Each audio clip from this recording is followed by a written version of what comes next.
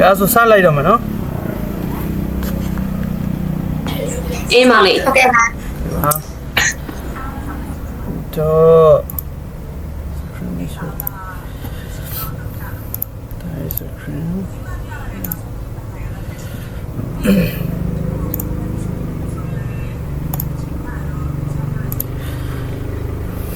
တော့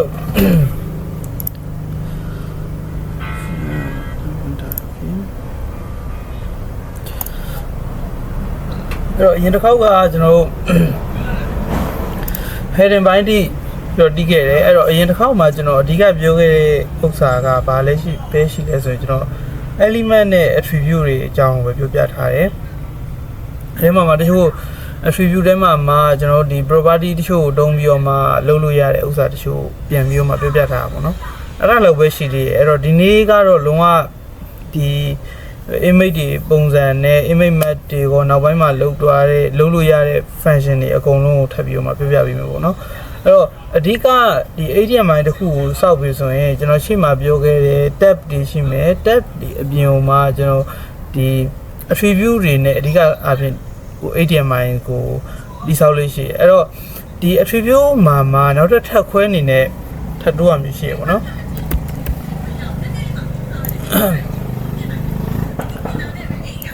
okay တော့ပြီးခဲ့တဲ့တစ်ခေါက်ကကျွန်တော်ပြောခဲ့တဲ့ဥစ္စာမှာဆိုရင် element တွေရှိမယ် element တွေကဘယ်လိုဟာရှိမလဲဆိုရင်ကျွန်တော် HTML ဆိုတဲ့ဥစ္စာရှိမယ် HTML ဒီမှာအဖွင့်တက်ရှိမယ်ဒါအပိတ်ရှိမယ်ပေါ့နော်အဲ့လိုဟာလေးရှိမယ်နောက်ထပ်ပြီးရင် B တက်တွေရှိမယ် B တက်တွေရှိမယ်ပြီးရင်နောက်ထပ်H tab ပေါ့နော် H1 H2 H3 စရှိတဲ့ပြင်အဲ့လိုဟာတွေဒါ HTML element တွေလို့ခေါ်တယ်အဲ့တော့ဒီ element တွေရဲ့ကြားထဲမှာဟို attribute တွေထပ်ပြီးမှထည့်လို့ရတယ်ဥပမာ HTML ပေါ့နော်ဥပမာကျွန်တော် H1 ပေါ့နော်ဥပမာ H1 ရဲ့အထက်မှာကျွန်တော်ဘာထည့်လို့ရလဲဆို style ဆိုတဲ့ဒီ attribute ကိုကျွန်တော်ဆက်ထည့်လို့ရတယ် style ဆိုပြီးမှညီမချင်းပြင်ဒီထဲမှာဒီ double click နှစ်ခုထဲမှာတွေ့ဒါကကျွန်တော်တို့ဒီခေါ်ရပြောမယ်ဆိုရင်သူ့ကိုဘာလို့ခေါ်လဲဆိုရင်ကျွန်တော်တို့ name လို့ခေါ်မယ် attribute name ပေါ့နော် name လို့ခေါ်မယ်နောက်ကဥစ္စာကိုကျတော့ဒီကွန်ဆာကွန်မိတ်ထဲဟာကိုကျတော့ဘာလို့ခေါ်မလဲဆိုတော့ value ဆိုပြီးမှခေါ်မယ်အဲ့တော့ဒီ style နှစ်ခုထဲမှာ name ဆိုပြီးမှရှိမယ် value ဆိုပြီးမှရှိမယ်အဲ့တော့အဲ့ထဲမှာဟိုမှာ style mode နဲ့ကျွန်တော်ရှေ့မှာကြည့်ခဲ့ရရှိမယ်ဘာရှိမလဲဆိုရင်နာလီမှာ HIEF ပေါ့နော်A tag ရဲ့အထက်မှာ HIEF ဆိုတဲ့ attribute တစ်ခုကိုတုတ်ထားတယ်သူ့နောက်မှာတုံးလိုက်ရုံပဲဒါပေမဲ့ style မှာကျတော့သူက attribute တစ်ခုတည်းနဲ့တုံးလို့မရတော့ဘူးဒီနောက်မှာသူကဘာနောက်ထပ်နှစ်ခုထပ်ကွဲသွားတယ်ဥပမာ style နဲ့မှာ color ပေါ့နော် color red နေအောင်ဒီ H1 ဆိုတဲ့ထက်ပါပါလဲဆိုတော့ကျွန်တော်က heading လို့နာမည်ပေးလိုက်မယ် okay အဲ့တော့ဒီထဲမှာပဲပထမတစ်ခါဒီ style ကိုကျွန်တော်တို့က name ဒီနောက်ကကွန်ဆာဒီ double quote play ရဲ့ကြားထဲမှာရှိတဲ့ဥစ္စာကိုကျွန်တော် value လို့ခေါ်မယ်အဲ့တော့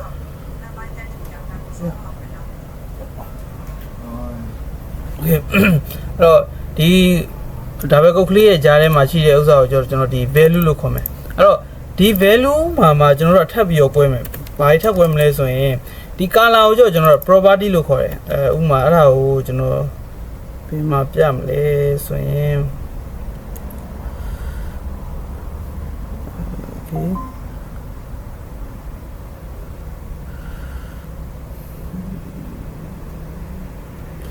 ထားပါမေးလိုက် property ပေါ့နော် property လို့ခေါ်တယ်အနောက်ကဥစ္စာကိုကျတော့ value လို့ထပ်ခေါ်တယ်အဲ့တော့အဲ့လိုမျိုးကတော့အဲ့တော့ဒီကျွန်တော်တို့ဒီ style ဆိုတဲ့ attribute ထဲမှာနောက်ထပ် property နဲ့ value ဆိုပြီးမှထည့်လိုက်မယ်ဆိုရင်အဲ့ကဒီဥစ္စာကိုဘာလို့ပြောင်းသွားပြီလဲဆိုအနီအောင်ဆိုပြီးမှပြောင်းပေးတယ်အဲ့တော့အဲ့ property ရဲ့အများကြီးထည့်ရေးလို့ရတယ်ဥပမာ background color တွေထည့်ရေးလို့ရမယ် color ဆိုတဲ့ဟာတွေထည့်ရေးလို့ရမယ်အဲ့အပြင်မှာကျွန်တော်တို့ဥပမာ font size တွေထည့်လို့ရမယ်ဥပမာ font size ဆိုရင်သူ့ရဲ့ကိုကဘယ်လိုလာလဲဆိုရင် font size ပေါ့နော် font size ကကျွန်တော်50 pixel ဆိုပြီးမှထားလိုက်မယ်ဒါဆိုရင်ဒီ heading ရဲ့ font size ကဘယ်လောက်ဖြစ်သွားမလဲဆို50 pixel ဆိုပြီးမှဖြစ်သွားမှာအဲ့တော့ H1 နေပြီးတော့ H6T ကတော့သူက normal သူ့မှာရှိတဲ့ normal font size ကိုပြပေးတယ်ဒါပေမဲ့ကျွန်တော်တို့ကခုလိုမျိုး font size တွေထည့်လိုက်မယ်ဆိုရင်သူကဘာဖြစ်သွားလဲဆိုရင်သူ့ရဲ့ site ကဒီပေးထားတဲ့ site လောက်ပဲပေါ်ပြီးတယ်အဲ့ဒါကြီးချင်းတယ်ဥမာ font size ကို900လောက်ဖြစ်ရှင်နေဆိုရင်လည်းအဲ့မှာပြောင်းလို့ရတယ်ပေါ့နော်အဲ့လိုဟာတွေကိုကြတော့ကျွန်တော်တို့ကဒီ attribute ထဲမှာနောက်ထပ် property နဲ့ value ထပ်ပြီးတော့မှတုံးတယ်လို့ခေါ်တယ် okay ဒီနောက်ပိုင်းမှာတော့ဒီအဲ့ဒါကိုဆက်ပြီးမှရှင်းပြပေးမှာပေါ့နော်အဲ့ဒါကြီးပါမယ်ပြီးရင် format တွေformat ထည့်ရတဲ့ပုံစံတွေကျွန်တော်တို့ဒီHTML page တစ်ခုလုပ်တဲ့အချိန်မှာအရေးကြီးတဲ့ဥစ္စာတွေဥမာ delete ပုံစံမျိုးလေးပြနေရမျိုးဖြစ်ဖြစ်ဒီ button တွေမှာဘယ်လိုမျိုးအလုပ်လုပ်တယ်ဆိုတဲ့ဥစ္စာတွေပဲဖြစ်ဖြစ်ဒီမှာပါလာမယ်ပြီးရင် image တွေ image က link နဲ့ image နဲ့ဘယ်လိုတွဲပြီးမှတုံးလို့ရတယ်အဲ့ဒါပြင်မှကျွန်တော် CSS ကိုဘယ်လိုတုံးလို့ရရဲဆိုတဲ့အပိုင်းတွေကိုဒီနေ့မှာပြောပြပေးမယ်ပေါ့နော်အဲ့တော့အရင်ဆုံး heading ကတော့ဟိုနေ့ကပြောခဲ့တယ်လို့ပဲကျွန်တော် heading 1ရှိမယ်2 3 4 6ရှိရယ်အဲ့တော့6ကတော့အရေးမကြီးဆုံးကို heading 6အနေနဲ့တတ်မှတ်တယ်အရေးကြီးဆုံးတော့ heading 1အနေနဲ့တတ်မှတ်တယ်အဲ့တော့ဒါကတော့ထွေထူးပြောစရာမရှိဘူးအဲ့တော့သူကဘယ်လိုမျိုးတတ်မှတ်လဲဆိုရင် H1 ကိုကျတော့ page ရတိုက်တယ်page ရတိုက်တယ်အနေနဲ့တတ်မှတ်တယ်အဲ့တော့ H2 ကိုကျတော့ဗာအနေနဲ့တတ်မှတ်လဲဆို section တိုက်တယ်ပေါ့နော် section တိုက်တယ်အနေနဲ့တတ်မှတ်တယ် H3 ကိုဆိုရင်တော့ set section တိုက်တယ်အနေနဲ့တတ်မှတ်တယ်တဲ့ဒီမှာဆိုရင်သူပြထားရှိမယ် travel guide ပေါ့နော် travel guide ဆိုတော့လုံးဝကိုပဲဒီ travel guide ပေးဖို့အတွက်လုပ်လို့ရတဲ့ဥစ္စာပေါ့နော်အဲ့မှာမှ H2 ဆိုရင်Europe မှာဆိုရင်ဘယ်တွားလို့ရလဲ France တို့ Italy တို့တွားလို့ရတယ် Asia မှာဆိုရင်တော့ India တို့ Thailand တို့တွားလို့ရတယ်အဲ့က website တစ်ခုအတွက်အဲ့လိုမျိုး heading တွေကိုတက်မှတ်တဲ့အချိန်မှာသူကဘယ်လိုတက်မှတ်လဲဆိုရင်အဲ့တော့ဒီမှာ travel guide ဆိုရင်ဒါလုံးဝကို main ဒီပေးရဲ့ဒီ heading တစ်ခုဖြစ်တဲ့အတွက်ကြောင့်သူ့ကို H1 နဲ့ကျွန်တော်ရေးထားရဲအဲ့ဒါကြောင့်သူကအကြီးဆုံးပဲအထင်ဆုံးပဲဖြစ်နေအဲ့တော့ဒုတိယကြီးဆုံးက Europe ပေါ့နော် Europe ကိုကျွန်တော်တို့ဗာနဲ့ရေးထားလဲဆိုရင်ဒီမှာH2 နဲ့ရေးထားတယ်အဲ့တော့သူက session တိုက်တဲ့တစ်ခုပေါ့နော် Europe မှာဘာနိုင်ငံဘယ်နိုင်ငံတွေကိုတွားမလဲဆိုရင် France ရှိမယ် Italy ရှိမယ်အဲ့တော့နောက်ထပ် session တိုက်တဲ့ကို H2 အနေနဲ့တက်မှတ်ထားတယ် Asia အဲ့ဟာကိုမှသူကဘာလဲဆိုရင် India တို့ Thailand တို့တွားမယ်အဲ့တော့ဒီမှာတိတ်တော့မကွာဘူးဒါပေမဲ့ကွာတော့ကွာရယ်ပေါ့နော်အဲ့တော့ကျွန်တော်ဆွမ်းနာပြောကြလို့ဒီ Europe ကိုထပ်ပြီးတော့ဒီမှာဆိုရင်တိတ်မကွာရတဲ့အတွက်ကြောင့်ကျွန်တော်ထပ်ပြီးတော့မှကြီးကျင်နေဆိုရင်ဘာထပ်ထည့်လို့ရလဲဆိုတော့ style ဆို attribute ကိုတုံးမယ် style ဆို attribute ထဲမှာကျွန်တော် property value ထပ်ထည့်ကြည့်မယ်အဲ့တော့အယောင်ထပ်ထည့်ရင်လည်းရတယ်အဲ့လိုအယောင်မဟုတ်ဘဲနဲ့ကျွန်တော် font size ဆိုပြီးမှထပ်ပြောင်းလို့လည်းရတယ်ဟို font size ပေါ့နော် font size ကို Europe ကိုနည်းနည်းလေးကြည့်မယ်100 pixel ပေါ့ okay နောက် semicolon ကကြံနေခဲ့လည်းရတယ်ဟိုထည့်ရတယ်ဆိုရင်တော့နောက်ထပ် property value တွေထပ်ပြီးရေးတဲ့အချိန်မှာဆိုရင်တော့သူကဟိုအတားလေးဖြစ်နေတဲ့အတွက်ကြောင့်မရောတော့ဘူးပေါ့နော်အဲ့ဒါဆိုရင်တော့ပို့ပြီးလွယ်တယ်โอเคအဲ့ဆိုရင် Euro ဆိုရအကြီးဖြစ်သွားပြီကျွန်တော်တို့ဒီ H1 နဲ့တောင်မှပိုကြီးသွားတယ်အဲ့လိုပေါ့နော်အဲ့လို font size တွေ property တွေကိုလည်းဒီလိုမျိုး style နဲ့ထပ်ပြီးရေးလို့ရပါတယ် attribute တွေတုံးပြီးတော့မှထပ်ရေးလို့ရတယ်ဆိုမှပြောပြထားโอเคတော့ဒီမှာဆိုရင်သူပြောပြထားပါဘောနော်ကျွန်တော်ကြိုပြောထားဒီမှာ font size heading 1ဆိုတာသူ normal size နှစ်ခုကိုကျွန်တော်ပြောပြမယ်အဲ့တော့ဒီအောင်လေးကိုကျွန်တော် copy ကူးလိုက်မယ်နောက်တစ်ခုကလည်း heading 1ပဲအဲ့တော့ heading 1ဒီမှာပုံမှန်နှစ်ခုရှိရယ်နှစ်ခုရှိရယ်ပေါ့နော်ဒီကောင်လေးကိုခဏဖြုတ်လိုက် style ဆိုရဲဟို normal လေးနဲ့ပဲပြပေးမယ်အဲ့တော့သူ normal heading ကလောက်ပဲရှိရယ်ဒါပေမဲ့အဲ့က heading ကိုကျွန်တော်တို့အထပ်ပြီးတော့မှ style ဆိုရဲ attribute လေးနဲ့ထပ်ပြီးတော့မှ change လုပ်မယ်ပေါ့နော် color ထည့်ထည့်ခြင်းလေးရတယ်တခြားဟာတွေလုပ်ရှင်နေဆိုရင်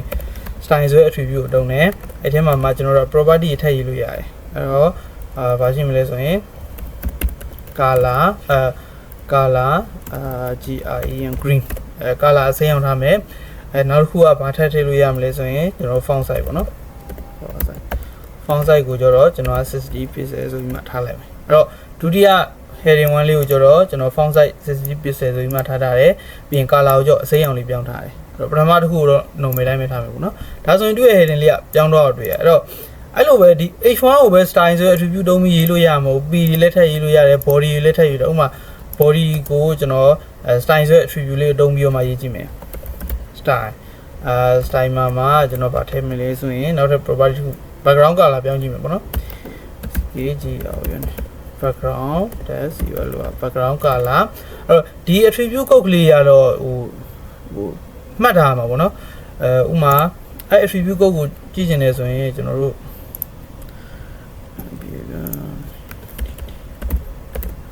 လူမျိုးရှာလိုက်လို့ရတယ် attribute code html list ပေါ့နော်ဒါ YouTube တို့ဘာလို့ဒီ Google တို့ဘာလို့မှရှာလိုက်မယ်ဆိုရင်ဒါလူပြပေးရပေါ့နော် title တို့ဘာလို့ပြပေးရမျိုးရှိလိမ့်မယ်တို့ကတော့ WD school ပဲညွှန်တယ် attribute reference ပေါ့နော်ချက်ဝင်ကြည့်လိုက်မယ်ဒီမှာဆိုရင်ဒီ WD school မှာဆိုရင်ဒါရှာပြီးရင်ဒီမှာပြထားရရှိရဒီ attribute တွေ accept တို့ဘာလို့ရှိမယ် import အများကြီးပေါ့နော် attribute တွေထပ်ပြီးတော့မှထည့်လို့ရတာအများရှိရ attribute ပြင်အောင်မှကျွန်တော်ဒီ property ကိုထပ်ပြီးတော့မှလေ့လာခြင်းတယ်ဆိုရင်အများကြီးပဲထပ်ကြည့်လို့ရပါဘောเนาะဒါဒီမှာဆိုရင်ဘက်က attribute ကိုပေးထားတယ်နောက်မှဘယ် HTML element တွေမှာရေးလို့ရတယ်ဆိုတာကြီးပြောပြထားတယ်အဲ့ဒါရလုံးဝကြီးအကုန်လုံးမှတ်မိစေရတော့မလို့ပေါ့เนาะအဲ့တော့တော်တော်များများဒီ HTML code တွေဒီ element တွေကိုလေ့လာရခြင်းကြရင်လူတော်တော်များများမှားလိမ့်ရှိရဘာလဲဆိုရင် HTML code တွေကိုငါတို့ကဒီကျွန်တော်အခုလောဆယ်ဒီမှာဘာနဲ့ပဲပြပြရလဲဆိုရင်ဒီ notepad တစ်ခုနဲ့ပဲပြပေးရပါတော့တကယ်ကိုရေးပြီဆိုကျွန်တော် notepad နဲ့မရေးဘူးပုံမှန်ဘာနဲ့ရေးလဲဆိုဒီ Visual Studio Code ပေါ့နော် VS Code နဲ့အများဆုံးရေးကြတယ်အဲ့တော့ VS Code နဲ့ရေးတဲ့ချိန်ကျရင်ကျွန်တော်တို့ကဥမာကျွန်တော်က VS Code မှာစပြီးရေးတဲ့ချိန်မှာဆိုရင်ကျွန်တော်ပုံမှန်တော့ဆိုဒီ .html လို့ပေါ့ရေးရပါတော့ဒီမှာမစေးရတယ်ဘူးကျွန်တော် desktop မှာတခုမှစမ်းပြီးရေးလိုက်မယ် example.html ပေါ့နော် .html အဲ့ဒါ html လို့တည်သွားပြီဆိုတာ ਨੇ ဒါမျိုးလေးပြပေးရအဲ့တော့ကိုကဥမာ html ရေးလိုက်ပြီးရှာလိုက်ပြီးပြီးရင်ဒီမှာအဲ့ထဲမှာကျွန်တော် body တက်ရေးမှာပေါ့နော် body ဆိုတာ ਨੇ ဒီမှာဒါမျိုးလေးရေးပေးနေပြီအဲ့ဆိုရင်အများကြီးစဉ်းစားကြရမလို့ VS Code တို့နောက်ပိုင်းအဲ့လို software တွေတုံးလာပြီဆိုရင်တို့ကအကုန်လုံး code တွေအကုန်လုံးမှတ်ထားကြရမလို့ပေါ့နော်ပြီးရင်ဥမာ style ဒါဆို style ဆိုတာလေးပြပေးရ sign ထဲမှာCO ဆိုတာနဲ့ color ဒီမှာ column ကောင်းနေထောက်မလားတွေ့ရဒါ property ပေါ့နော် property ပြပေးတယ် color တော့မလား color ကိုကျွန်တော်ကဥမာ color မဟုတ် background color ပေါ့နော် background color ဆိုရင်လည်းbackground color ပြပေးရ okay ဘာမှအရင်ကြီးလို့ဆိုဒီမှာ color တောင်ပြပေးရဘာ color တုံးမလဲဆိုပြီးပေါ့နော်အဲ့လိုပြပေးရဖြစ်တဲ့အတွက်ကြောင့်မလို့ဒါဆိုရင်ဒီ color လေးတုံးမယ်ပေါ့နော်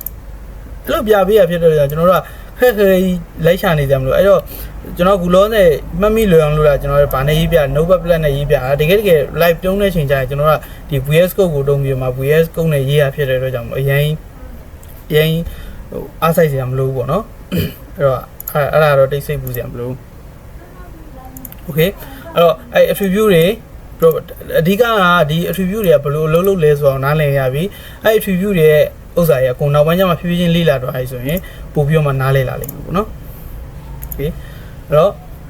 နောက်တစ်ခုတော့အဲ့တော့ heading ပိုင်းလေးလေ့လာတော့ရဲဒီ heading ပိုင်းမှာဆိုရင်ကျွန်တော် HTML နေ body တွေကိုရှင်းမှလေ့လာခဲ့နောက် A1 နဲ့ ACD တွားရဲဆိုတာကိုလေ့လာလို့ရပါတယ်အဲ့တော့ heading ပြီးတော့ပြီဆိုရင်ပုံမှန်ကျွန်တော်တို့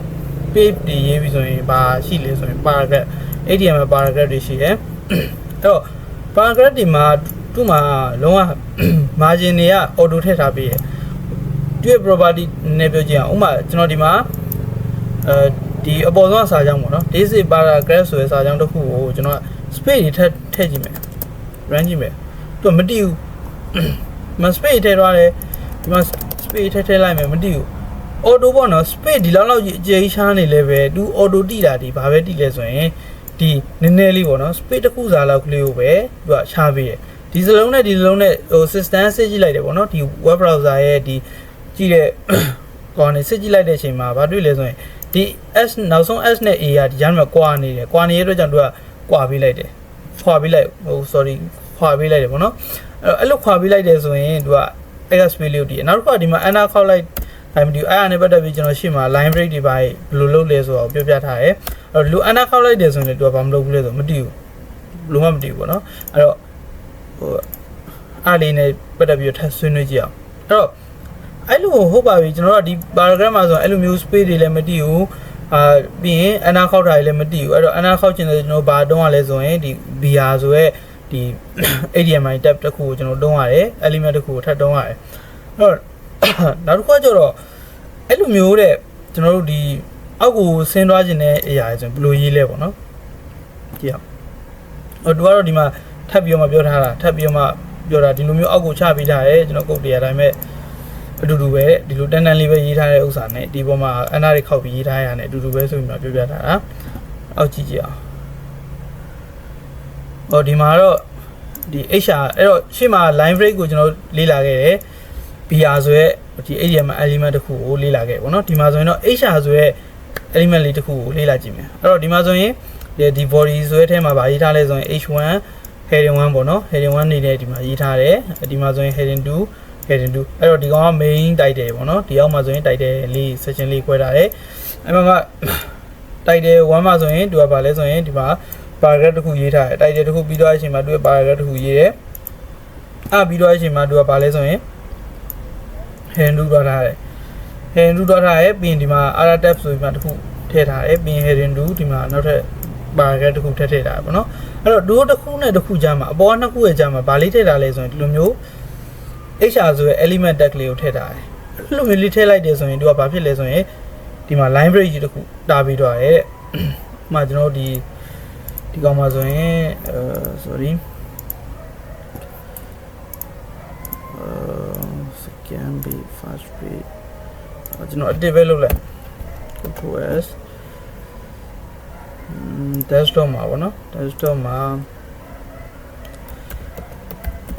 example.html or is it yes okay အဲ့မှာ no .html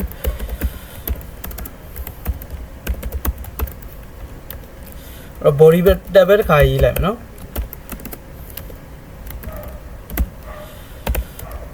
body ပြီးတော့ကျွန်တော်ဒီမှာ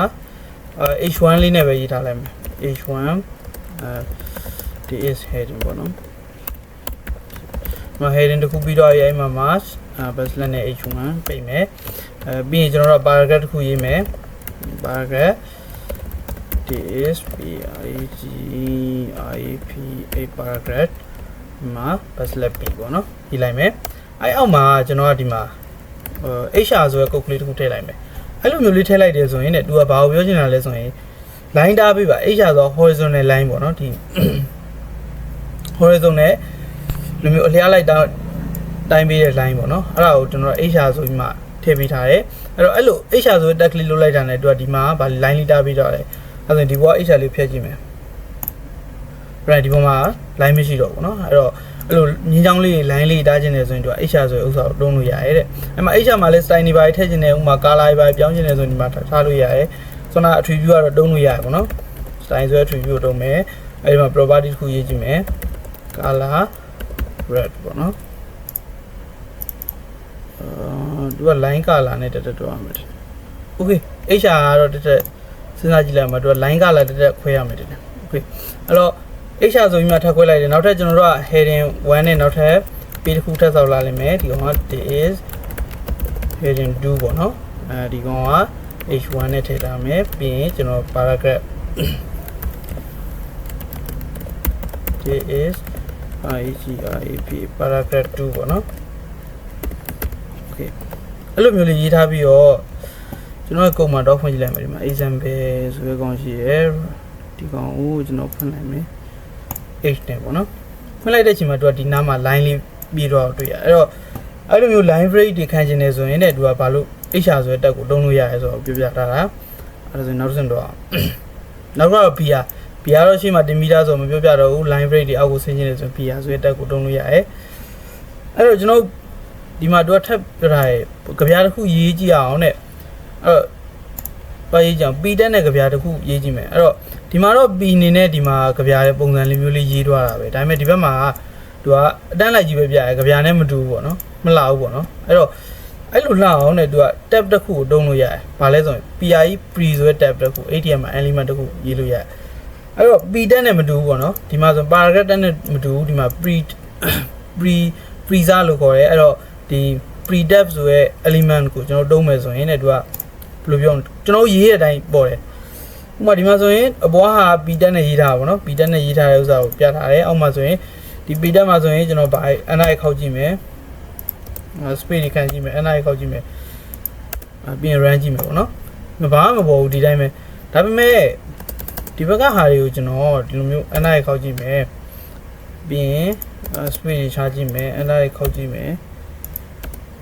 run ကြည့်မယ်အဲ့တော့ဒါဆိုရင်ကျွန်တော်ဒီမှာရေးတဲ့အတိုင်းပေါ့နော်တကယ်စာရေးတဲ့အတိုင်းဟိုမှာသူကဒီဘက်မှာလာပြီးတော့ပေါ်ပြီးအဲ့တော့အဲ့ဒါကိုကျတော့အဲ့က tab ကိုဗာနဲ့တုံးတာလဲဆိုဒီ pre ဆိုတဲ့တက်နဲ့တုံးတာအဲ့တော့ကျွန်တော်ဆွမ်းနာအထင်မှာလည်းပြန်ပြီးထပ်ပြီးရေးကြည့်မယ်pre ပေါ့နော် pre ဆိုတဲ့အစားရှိမယ်ပြီးရင်ကျွန်တော်တို့ကနောက်ထပ်အပိတ်ရှိမယ် pre ဆိုတဲ့အပိတ်အဲ့ထဲမှာကျွန်တော်ရေးကြည့်မယ်this is pi pre tab tab နော်နောက်ပြီးရင်ရေးကြည့်မယ် this is htmi tab yes ပြီးရင်ရေးကြည့်မယ် this is example okay အဲ့ဆိုကျွန်တော်တို့ဒီ website ကိုပြန်တော့ကြည့်အောင်အဲ့ဆိုတော့ဒီဒါမျိုးလေးဒါပုံပေါ်ပေါ့နော်ကြပြားပုံစံမျိုးလေးဒါမျိုးလေးပြနေအောင်တွေ့ရလိမ့်မယ်အဲ့ဆိုရင်အဲ့ဒါကိုဗာနဲ့ရေးလဲဆိုရင်ကျွန်တော် pre ဆွဲတက်နဲ့ရေးလို့ရတယ် okay အဲ့တော့ဒီ tab ကိုတုံးမယ်ဆိုရင်ဒါကိုအနားခေါင်းရင်လည်းတည်မယ် space တွေအများကြီးရှာရင်လည်းတည်မယ်အကြီးနဲ့အကုန်လုံးပေါ့နော် HTML page ကအကုန်လုံးဖတ်နိုင်ပါတယ်တဲ့အဲ့တော့ဒီ tab free တစ်ခုရှိရယ် okay အဲ့ဆိုနောက်ထပ်နော် attribute တွေထဲမှာ HTML style ဆိုတဲ့ဥစ္စာလေးတစ်ချက်ကြည့်အောင်အဲ့တော့ HTML style ကတော့နည်းနည်းရင်းနှီးမိတာဖြစ်တယ်ပေါ့နော်အဲ့တော့ဒီမှာဆိုရင်ပြထားတယ်စမ်းကြည့်လိုက်မယ်အဲ့ဒီမှာဆိုရင် style ဆိုတဲ့ attribute ကိုပြောတယ်အဲ့ style ဆိုတဲ့ attribute တွေမှာကျွန်တော်ဘာတွေထည့်လို့ရဆို property တွေထည့်လို့ရမယ် property နဲ့ value တွေထည့်လို့ရမယ်ဒီဘက်ကတော့ဒါ attribute ရဲ့ name နဲ့ဒီဘက်က value အဲ့ attribute name နဲ့ value ကိုမှအဲ့က value ထဲမှာကျွန်တော် property နဲ့ value ဆိုရင်အဲ့လိုထပ်ခွဲလိုက်မယ်ဆိုရင်လည်းဒါမျိုးလေးထွက်လာတယ်အဲ့တော့ဒီမှာဆိုရင် color ကို red အနီရောင်ထားရတယ်ဆိုရင်ဒီမှာသူ့ရဲ့အရောင်လေးကအနီရောင်ဖြစ်နေမယ်ဒီမှာ color ကိုအပြာရောင်ထည့်မယ်ဆိုရင်အပြာရောင်လေးဖြစ်နေမယ်အဲ့လိုမျိုးပေါ့နဲ့ font size ကို normal ထပ်ကြီးချင်တယ်ဆိုရင်ကျွန်တော်တို့ကဒါ p tab ပဲပေါ့နော် p tab မှာ font size ကိုကျွန်တော်50ထားလိုက်မယ်ဆိုရင်ဒီမှာဖြစ်သွားတယ်အဲ့တော့နောက်ထပ် tab တွေလည်းရှိသေးတယ်ဥပမာ font size တင်မဟုတ်ဘဲနဲ့ဒါ font weight ပေါ့နော် font weight view အဲ့ဒီ bold ဆိုရင်တို့ကဒီပုံလေးက bold တင်သွားလိမ့်မယ်ကျွန်တော်ဒါမျိုးလေး bold ဖြစ်သွားမှာအဲ့တော့အဲ့လို tab play နဲ့ရေးမယ်ဆိုရင်လည်းဒီ color တွေအဲ့လိုမဟုတ်ဘဲကျွန်တော်ဒီ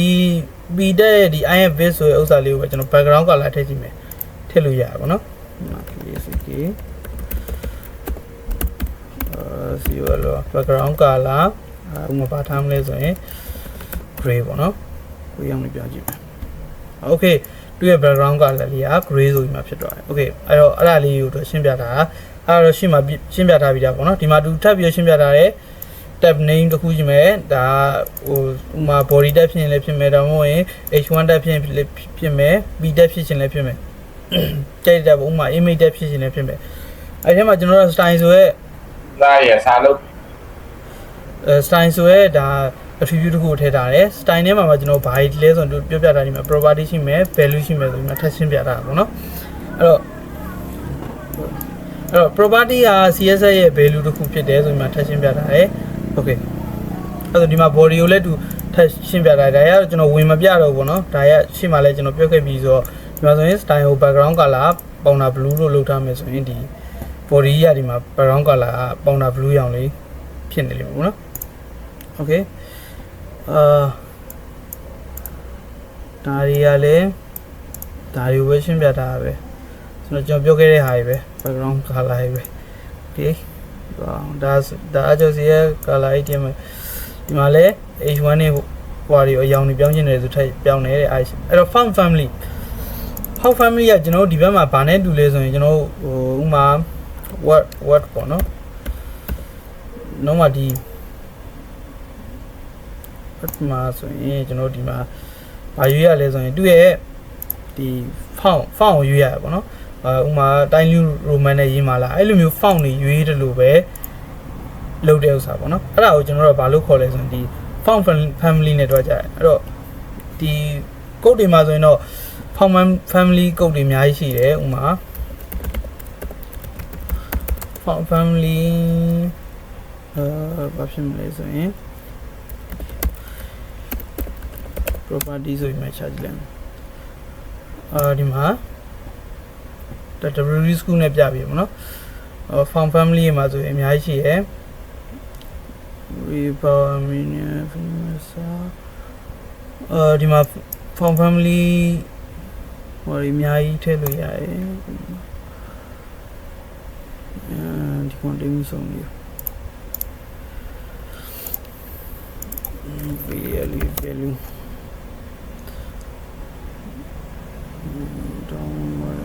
successful နောက်ဆိုရင် area တို့ have ဒီတော်တော်များများရေးကြဒီ time ဆိုရကောင်းတယ်လေရေးကြတယ်ပြီးရင် sense ဆိုရကောင်းတယ်လေရေးလို့ရတယ်ပေါ့နော်အဲ့တော့ဒီမှာ found တစ်ခုချင်းစီမှာလုပ်တဲ့ဥစ္စာရှိအဲ့ဒါ website မှာတွားရှာပြီးတော့မှအဲ့ found family တွားကြည့်လို့ရတယ်site ပုံစံတွေပြောင်းလို့ရတယ်ပေါ့နော်အဲ့တော့ဒီချာတော့ပြောတော့သူ found site ပုံစံချင်းတွေမတူဒီနှစ်ခုမှာဆိုရင်ဒီအပေါ်ဟာဆိုရင်ဒီဘာဒါနာလားအဲ့ကောင်ဆိုရင်သူ့ရဲ့ found က vote တင်ထားပြီးသားပေါ့နော်ဒီတဲ့ဒီကောက်ဒီ career ဆိုရဲ found မှာဆိုရင်တော့ဒီကြပြားလိုစားလိုအဲ့လိုမျိုးပုံစံပေါ့နော်အဲ့လို found type တွေကိုရေးမယ်ဆိုရင်တော့ found family နဲ့ရေးရဲတဲ့အဲ့ဒါကိုပြောတာနောက်က found site ပေါ့နော် found site ကတော့တည်ရဲ found site ကတော့ percentage တွေနဲ့လည်းပြလို့ရတယ်ဥပမာဒီမှာ300ရာခိုင်နှုန်းအဲ့ဒါဒီအဲ့ percentage ကဘာနဲ့တွက်လဲဆိုရင်ဒီ page ပေါ့နော်ဒီမှာဆိုရင်ဒီ HTML page ရဲ့အကျယ်ဝန်းနဲ့တွက်တယ်အဲ့တော့ဒီအကျယ်ဝန်းပေါ်မှာမူတည်ပြီးတော့မှ site ကိုဘယ်လောက်ထားမယ်ဆိုရယ်ဥစ္စာကိုတွက်မယ်ဆိုရင်ဒီ percentage နဲ့ပြန်ပြီးမှတွက်တယ်ပေါ့နော်အဲ့တော့တော်တော်များများတော့ဒီ percentage နဲ့တိတ်မတွက်ကြဘူးဘာပဲတွက်ကြလဲ pixel ပေါ့နော် pixel နဲ့ pixel ဆိုပြီးမှရေးကြများတယ် ph ဆိုပြီးတော့မှပြီးရင်နောက်တစ်ခုကတော့ text align ပေါ့အဲ့တော့ text align ကရေးကြည့်ရဲအဲ့တော့တော်တော်များများဒီ website ဒီမှာဆိုရင်မြင်ကြလိမ့်မယ်ဥမာဘာ website တွေရှိမယ်ဆိုရင်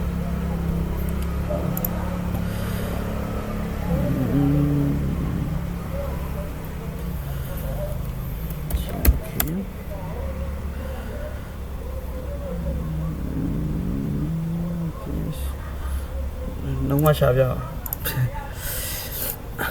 အဲ့တော့အရင်ဆုံးဒီကောင်လေးရှင်းပြမယ်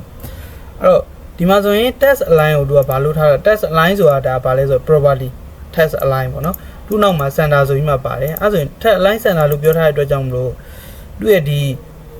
h1 ဆိုရဲ့ heading ကြီးကဘယ်ကိုရောက်သွားလဲဆိုခလေကောင်ရောက်သွားပြည့်ရဲပေါ့နော်ပုံမှန်ကျွန်တော်တို့အရင်တော့ရေးခဲ့တဲ့ဒီ text line ဆိုရဟာမပါဘူးပုံမှန်ရေးရဆိုရင်ဒီဥစ္စာ auto သူ့ရဲ့ default ကဒီကပြည့်ရဲဒီဘယ်ဘက်ကို auto ကတ်နေလိမ့်မယ်ပေါ့နော်ဒီကောင်ဆိုရင်လည်းအဲ့လိုပဲဒီ property ကိုကျွန်တော်ဖြုတ်ကြည့်လိုက်မယ်sorry အဲ့ဆိုဒီဘက်ကိုကတ်နေအဲ့တော့ text align ဆိုတဲ့ဒီ style ဆိုတဲ့ attribute ထဲမှာ text align ဆိုတဲ့ဒီ property တစ်ခုကိုထပ်ပြီးမှထည့်လို့ရတယ် text align အဲ့တော့ဒီကောင်ကိုဒီမှာ center ထားလိုက်မယ်ပေါ့နော် center ထားလိုက်မယ်ဆိုရင်သူကအလဲကိုရောက်နေအဲ့တော့ center မဟုတ်ဘဲနဲ့ဒီဘက်မှာဒီကျွန်တော်တို့ရဲ့ဒီ center ရဲ့ဒီဘက်ပေါ့နော် C ဘက်ကဥစ္စာကိုကျွန်တော်တို့ဘာလို့ခေါ်လဲဆိုရင် left လို့ခေါ်တယ်ဒီ G ဘက်ကဥစ္စာကိုကျွန်တော် right လို့ခေါ်တယ်အဲ့တော့ဒီ paragraph center paragraph ဆိုတဲ့ဥစ္စာကိုကျွန်တော် right paragraph ပြောင်းမယ်sorry bye boy okay ညာဘက်ကိုပြောင်းပေါ့နော်ဒီမှာ center mode တော့ right ပေါ့နော် right paragraph ပေါ့နော်အဲ့မှာကျွန်တော် style တစ်ခုထည့်ထည့်မယ် style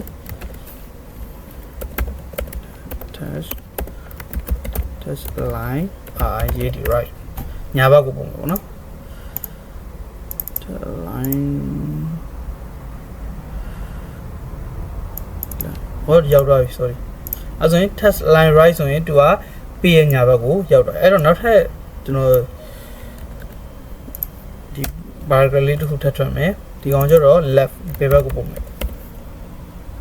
အဲ့ဆိုရင် test line ကဘယ်ဘက်ဖြစ်တော့မလဲဆိုတော့ left ဆိုပြီးမှဖြစ်တော့မယ်အဲ့ဆိုရင်ဒါ right paragraph ဒီမှာ left paragraph ဒါဆို center heading ကခလဲကောင်မှာရှိနေအဲ့တော့ဒီ text align မှာဆိုရင် center အလဲကောင်ရှိမယ် right လက်ရှိမယ်ပေါ့နော်အဲ့ကဒီ property value တွေတုံးပြီးတော့မှဒီလိုမျိုးလဲနေရာချလို့ရတယ် okay အဲ့ဆိုနောက်တစ်ခုအဲ့ဆိုရင်ဒီနေ့ကြည့်ခဲ့ရယူဒီမှာ summary ပြန်ရှုပ်ထားတယ်ဒီမှာ styling ဆိုတဲ့ဥစ္စာကိုကျွန်တော်ကြည့်ခဲ့တယ် attribute ဒီမှာ background color တွေထည့်လို့ရတယ် body တို့ဘာလို့မှာ background color တွေထည့်တယ်ပြီးရင် color ဆိုတဲ့ text color တွေထည့်လို့ရတယ် font family ဆိုတဲ့ဒီ font ပုံစံပေါ့နော် font format တွေကိုကျွန်တော်ပြောင်းမယ်ဆိုရင်လည်းရတယ်နောက်တစ်ခါကျတော့ font size တွေfont size တွေရှင်းလို့ရမယ်ပြီးရင် text line အလဲမှာထားမှာလား ဘယ်ဘက်မှာထားမလားညာဘက်မှာထားမလားအဲ့ဒါတွေကိုကျွန်တော်တို့လုပ်လို့ရတယ်โอเคဥမာဒီသူတို့ရဲ့အပေါ်မှာကျွန်တော်နောက်တဲ့ heading တစ်ခုထည့်လိုက်မှာပေါ့နော် attach line ဆိုရင်ဒီ is example equals အဲ့တော့ဒီထဲမှာကျွန်တော် style ဆိုတဲ့ attribute ကိုတွန်းလိုက်မယ်ဒီမှာ test line center အဲ့ဒါဆိုရင်ကျွန်တော်တို့ရဲ့ website ပေါ့နော်ကျွန်တော် website မှာဆိုရင်ဒီ heading တစ်ခုပါလာလိမ့်မယ်အဲ့ heading ကဘယ်မှာရောက်နေမလဲဆိုရင်ဒီ test ရဲ့အလဲကောင်မှာရောက်နေမယ်တဲ့ okay ဒါကတော့ style ဆိုတဲ့အခန်းကိုပြထားတာနောက်ကကျတော့ formatting အဲ့တော့ HTML test formatting နေရာဘာရှိမလဲဆိုကျွန်တော်ရှေ့မှာတော့ပြောထားပြီးသားပေါ့နော်အနေငယ်အချင်းချုပ်ပြောထားပြီးသား test တွေကိုဘိုးလောက်တာရှိမယ် edit တစ်စောင်းလေးတွေလောက်တာရှိမယ်အဲ့ဒါအပြင်မှာကျွန်တော်တို့ဒီအောက်ကိုပို့လိုက်အထက်ကိုပို့လိုက်အဲ့လိုမျိုးလောက်တာမျိုးလေးရှိမယ်ပေါ့နော်အဲ့တော့ဒီမှာပဲတစ်ခါလေးလာကြည့်အောင်အဲ့တော့ဒီမှာဘိုးလောက်တယ်ဆိုရင်လည်းသူက B တက်ကလေးနဲ့ရေးရတယ်အဲ့တော့ဘိုးဆိုတာ B ပေါ့နော်အဲ့တော့သူရဲ့ syntax ကဘယ်လိုပုံစံမျိုးလေးလဲဆိုရင်မှာပထမဆုံးကျွန်တော်တို့ကဒီ HTML element tag ရှိမယ်အဲ့တော့ဒါ tab ပေါ့နော် element tab တစ်ခုရှိမယ် sorry element tab တစ်ခုရှိမယ်အဲ့ဒီမှာမှသူကဘာလေးနဲ့ရေးလဲဆို B ဆိုတဲ့ထိပ်အားလေးနဲ့ရေးရဲဒီထဲမှာကျတော့ content ရှိမယ်ပြီးရင် B လေးနဲ့ပေးလိုက်မယ်နောက်ကတော့ဒီ element ရဲ့ end tab ပေါ့နော် end tab လေးရှိမယ်အဲ့တော့ဒါမျိုးလေးရေးလို့ရတယ်ပေါ့နော်ဒီမှာကျွန်တော်ပြောချင်တဲ့အကြောင်းအရာလေးရေးမယ်အဲ့ဒီ B start တက်နဲ့ end တက်ရဲ့ဂျားထဲမှာရှိတဲ့အားတွေအကုန်လုံးကသူကဘာနဲ့ပြပေးမလဲဆိုရင်ဒီမှာ bow ဆိုတဲ့ဟာလေးနဲ့ပြပေးမယ်ဥပမာဒီမှာ B ဆိုတဲ့ဥစ္စာလေးကို bow နဲ့ပြပေးမယ်နော်အဲဆိုရင်ဒီအောင်ကိုကျွန်တော်ဖြတ်ကြည့်မယ်ဒါဆိုရိုးဖြစ်သွားပြီအဲ့တော့သူ့ကိုတော့ပြန်ပြချင်တယ်ဆိုရင် bow ရှေ့ကနေဖွင့်လိုက်မယ်ပြီးနောက်က bow နဲ့ပြန်ပေးလိုက်โอเคအဲဆိုရင် bow အဲ့တော့နောက်တစ်ခုရှိသေးတယ် bow ပြင်ကိုဒီ tab ကိုပေါ့နော်ကျွန်တော်တို့အဲ့လိုပဲဒီဘိုးဖြစ်နေအောင်လုပ်လို့ရ stone ဆိုပြီးမှရှိတယ်နောက်ခန်းမှာပါမှာပေါ့နော် stone ဆိုပြီးမှထည့်လိုက်မယ်ဆိုရင်လည်းဒီအောင် stone ဆိုပြီးမှ run လိုက်မယ်ဆိုရင်လည်းသူ့ရဲ့ test ကမဲအောင်လေးပဲဖြစ်တယ်ပေါ့နော်ဒါပါအဲ့တော့နောက်တစ်ခုကကျတော့ idle တစ်စောင်းလေးအဲ့တစ်စောင်းလေးရဲ့ format ကလည်းရှင်းတယ် HTML tab နှစ်ခုရဲ့ကြားထဲမှာဘာနဲ့ပြပေးမလဲဆိုတော့ i လေးနဲ့ပြပေးမှာi ဘာနဲ့ပြမလဲဆိုရင် i လေးနဲ့ပြပေးမှာ okay အဲ့တော့အဲ့လိုမျိုးဒီ HTML element tab နှစ်ခုကြားထဲမှာ content ရှိမယ်အဲ့ content ရဲ့အပြင်မှာကျွန်တော် i ဆိုတဲ့ဒီ starter နဲ့ end လေးထည့်ပေးမယ်ဆိုရင်လည်းသူကအဲ့စလုံးလေးကဘာဘယ်လိုလေးပြနေမလဲသူ i လေးပေါ့နော်အဆောင်လေးနဲ့ပြပေးမယ်ဒါလေးပြန်ဖြတ်ကြည့်မယ်ပြန်ကြည့်မယ်ပေါ့နော်ဒါဆိုရင်အတဲလေးဖြစ်သွားပြီပြန်ထည့်ကြည့်လိုက်မယ်ဒါဆိုရင်အဆောင်လေးပြန်ဖြစ်သွားပြီပေါ့နော် okay အဲ့တော့နောက်တစ်ခုကကျွန်တော်တို့ပိုင်းခြေတွေဥမာတင်ချာပိုင်းတော်တော်ဆိုပိုင်းခြေတို့ပိုင်းဝေးတို့ပေါ့နော်ဒါပါအဲ့ဒါအပြင်မှာဒီ set script တို့ super script တို့ဒီအပေါ်လေးမှာထညွန်းလေးနဲ့ရေးကြလေးရှိတယ်အဲ့တော့ base တို့ထညွန်းတို့ထပ်ပြီးတော့မှရေးရမျိုးရှိရပေါ့နော်အဲ့လိုဟာဆိုရင်လည်းဒီမှာထပ်ထည့်လို့ရတယ်တဲ့ဥမာ sub ဆိုပြီးမှလောက်ထားရအောင်ကျွန်တော်တို့က set script လို့ခေါ်တယ်အဲ့ကောင်ဆိုရင်တို့ကအောက်ကိုကျနေလိမ့်မယ်သူကလေးအဲ့လိုမဟုတ်ဘဲနဲ့ B ဆိုရင် base အောက်ကိုကျနေမှာပေါ့နော် P ဆိုရင်တော့အပေါ်တက်နေမှာ SUP အဲ့တော့ရှေ့က SU ကတော့အတူတူပဲ SUB ဆိုရင်တော့အောက်ကိုဒါမျိုးလေးကျနေမယ်PSUP ဆိုရင်တော့သူကဘယ်ကိုတက်နေမလဲအပေါ်တက်နေမယ်ဆိုပြီးမှပြောတာအဲ့တော့အဲ့လို format ကလေးလည်းရှိရဲတဲ့သူကထပ်ပြီးမှပြောတာပေါ့နော်သူထပ်တင်ပေးထားမယ်အဲ့မှာထပ်ပြီးတော့စမ်းကြည့်လို့ရတယ်ကျွန်တော် B ဆို bold တက်တွေစမ်းကြည့်လို့ရမယ် sound ကျွန်တော်ပြောတဲ့ဒီ sound identity ရှိမယ် EM လို့ဘာလို့လဲရှိသေးတယ်အဲ့တော့ထပ်ကြည့်ကြည့်အောင်ဒါကတော့ဘိုးကတော့တည်သွားပြီ strong လဲကျွန်တော်တည်သွားပြီပြီး idle လည်းတည်သွားပြီ EM ကြည့်အောင် EM လဲကျွန်တော်ထင်တာတော့ important tab တွေပဲတွားကြည့်ရဟော EM ဆိုရင်သူကဘာနည်းနဲ့ပြလဲဆိုတော့ဘာမှမထူ oversize လို့ပြောပြမယ်လေသူကဒီ idle လေးနဲ့တိတ်မကွာဘူးဒီနေရာမှာ i ထည့်မယ်ဆိုရင်လည်းသူကစောင်းနေမှာပဲเนาะအဲ့တော့ EM ကတော့ idle လေးနဲ့အတူတူပဲနောက်က small ကြည့်အောင် small ဆိုအရင်တီးသွားတယ်အဲ့ text လေး small ဆိုတဲ့ text လေးနဲ့ကြည့်မယ်ဆိုရင်အဲ့လိုလွယ်ပါတယ် small ဆိုတဲ့ဒီစတက်ဆုံး text လေးနဲ့စလုံးတွေအများကြီးမှာပေါ့နော် Peter ထဲမှာဒီမှာစလုံးတွေရှိမယ်ဒီဘက်မှာလည်းပါရှိမလဲဆိုရင် အဲ့လိုမျိုးရှိမယ်ဆိုရင်သူကတိတာနေလိမ့်မယ်ဒီဘက်မှာအကြီးဖြစ်နေမယ်ဒီဘက်မှာလည်းအကြီးဖြစ်နေမယ်ဒီကြားထဲမှာတိတိလေးနဲ့ဥမာနှုတ်မှတ်ချက်နှုတ်ကလေးကိုပြချင်တာလို့ပေါ့တချို့ website တွေမှာဆိုရှိရနော်အဲ့လိုဟာတွေရေးချင်တယ်ဆိုရင်လည်းသူကအဲ့လိုမျိုး small ဆိုတဲ့ tag ကိုတုံးလို့ရတယ်โอเคထပ်လိုက်ကြအောင် mark ကကြတော့ဟိုမှတ်တာပေးရပါတော့ဥမာဒါမျိုးလေးဟိုဒီချိုး website တွေမှာဆိုရှိရဥမာ Wikipedia website တို့အဲ့လို website တွေမှာဆိုရင်အဲ့လိုသူတို့မြင်စေချင်တဲ့အရာလေးကိုသူဘာလုပ်ပေးထားလဲဆိုရင်ဒီလို map ဆိုရဲဒီ element လေးကိုတုံးပြီးတော့မှအဲ့လိုမှတ်ထားပေးရမျိုးလေးရှိရပါတော့အဲ့တော့အဲ့လိုမျိုးလေးလုပ်လို့ရပါတယ်ဒီမှာဆို do you forget to buy mid today ပေါ့နော်အဲ့တော့ make လေးကိုမမေ့စေနဲ့ဆိုအဲ့နေရာလေးကိုဒီမှာအဲ့လိုအယောင်လေးနဲ့ထူးခြားလေးဖြစ်အောင်လုပ်ချင်တာပေါ့နော်အဲ့လိုဟာဆို map ဆိုရဲအဟာကိုတုံးလို့ရပါတယ်တဲ့ okay နောက်တစ်ခု DL ဆိုတာ delete အဲ့တော့ဘယ်လိုနေရာမှာတုံးလဲဆိုကျွန်တော်တို့တချို့ website တွေပဲဖြစ်ဖြစ်အင် website တွေ online တို့ဘာလို့မှာမှာတဲ့အချိန်မှာဘယ်လိုမျိုးလေးရေးကြလဲဆိုရင်ကျွန်တော်တို့ဒီကမာထားပါဒီဘက်ကပြပေးတော့မယ်ဒီ website ဖွင့်နေကြနေမှာဆို okay ဘယ်လိုမျိုးလဲဒါမျိုးလေး blue ဆိုပြီးမှပြရမျိုးရှိတယ်ပေါ့နော်အဲ့တော့ကျွန်တော်ဥပမာလေးတစ်ခုနဲ့ပြမယ်ဒီမှာ price ပေါ့နော်ဈေးနှုန်းကအဲ့တော့ဘယ်လောက်လဲဆိုရင်ဥမာဒီမှာကျွန်တော်ကဒီက DEF ဆိုရဲဟာလေးထည့်လိုက်မယ်90ရာထောင်တော့တသိန်းကျရပေါ့နော်ဒါပေမဲ့သူ့ကိုကျွန်တော် discount ချလိုက်မယ် discount ချလိုက်မယ်ဆိုရင်ဒီမှာ DEF အဲ့တော့ဒီဘက်မှာကျတော့ဘယ်လောက်လဲဆိုရင်9000ပေါ့နော်အဲ့တော့ discount 50ရာခိုင်နှုန်းကကျွန်တော်ချပေးလိုက်မယ်အဲ့လို run မဲ့ဆိုရင်ဒါမျိုးလေးပြပေးရဲကျွန်တော်အရင် negotiation ဆွဲ price ဖြစ်တဲ့တတိယဖြတ်ပြီးတော့မှဒီနောက်မှတိုးလာတဲ့တကယ်အမှန်စီ price ကိုရောင်းပေးမယ်စီ9000ပေါ့နော်အဲ့ဒါကိုပြရှင်နေချိန်မှာဆိုရင်ဒီ DF ဆိုတဲ့တက်ကိုတုံတယ်ပေါ့နော် okay နောက်တစ်ခုကြည့်အောင် INS ဒီမှာဆိုရင်သူကမြင်းချောင်းလေးတားပေးတာဒီ INS ဆိုရဲ့ဥစ္စာသူကတော့မြင်းချောင်းလေးတားပြီးတော့မှထူးခြားအောင်လုပ်ပေးတဲ့ဥစ္စာကိုကျွန်တော် INS ဆိုရဲ့ tab နဲ့တုံတယ်ပေါ့နော် okay နောက်တစ်ခုကြည့်အောင် SUB တို့ကတော့ကျွန်တော်တိပြီးတော့ကြီး SUB ဆိုရင်ကျွန်တော်တို့အောက်ကိုဟိုစာကြောင်းလေးအောက်မှာရေးချင်တာမျိုးပေါ့နော်ဥမာ base တို့ပါလို့ပေါ့နော်SUB ဆိုရင်တော့ကျွန်တော်တို့ဒီထန်ညွန်းတို့ပါရေးချင်တဲ့အချိန်မှာ SUB ဆိုတဲ့ဟာကိုတုံးတယ် okay အဲ့ဆိုရင်တော့ဒါ formatting ဒီကောင်တွေကတော့အရန်ခက်ခဲတော့မဟုတ်ဘူးအများကြီးလည်းမတုံးအောင်ပေါ့နော် formatting ဒီ HTML element တွေအများကြီးတိတ်မတုံးကြဘူးတော်တော်များများကဒီ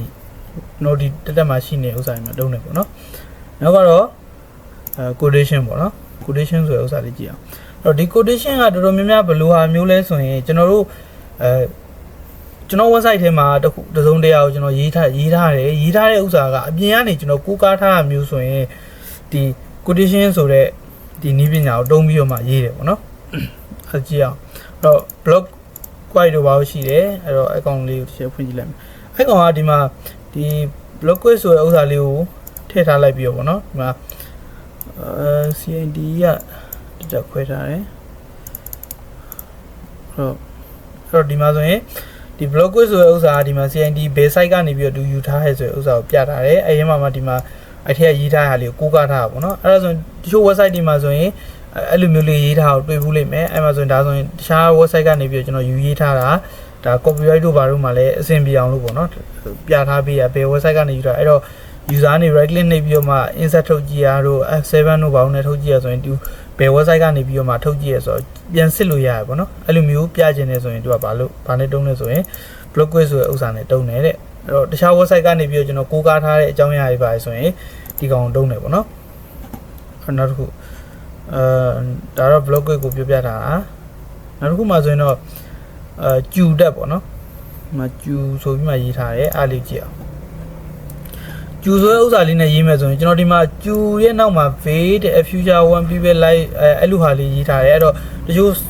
စကားလုံးလေးစကားပြောလေးကိုကျွန်တော်တို့ထည့်ချင်တာမျိုးဆိုရင်ကျူနဲ့တုံးလို့ရတယ်ဒါပေမဲ့ဒီမှာတော့သူရေးထားတခြားနေရာတစ်ခုကနေပြောတဲ့စကားလုံးတွေကို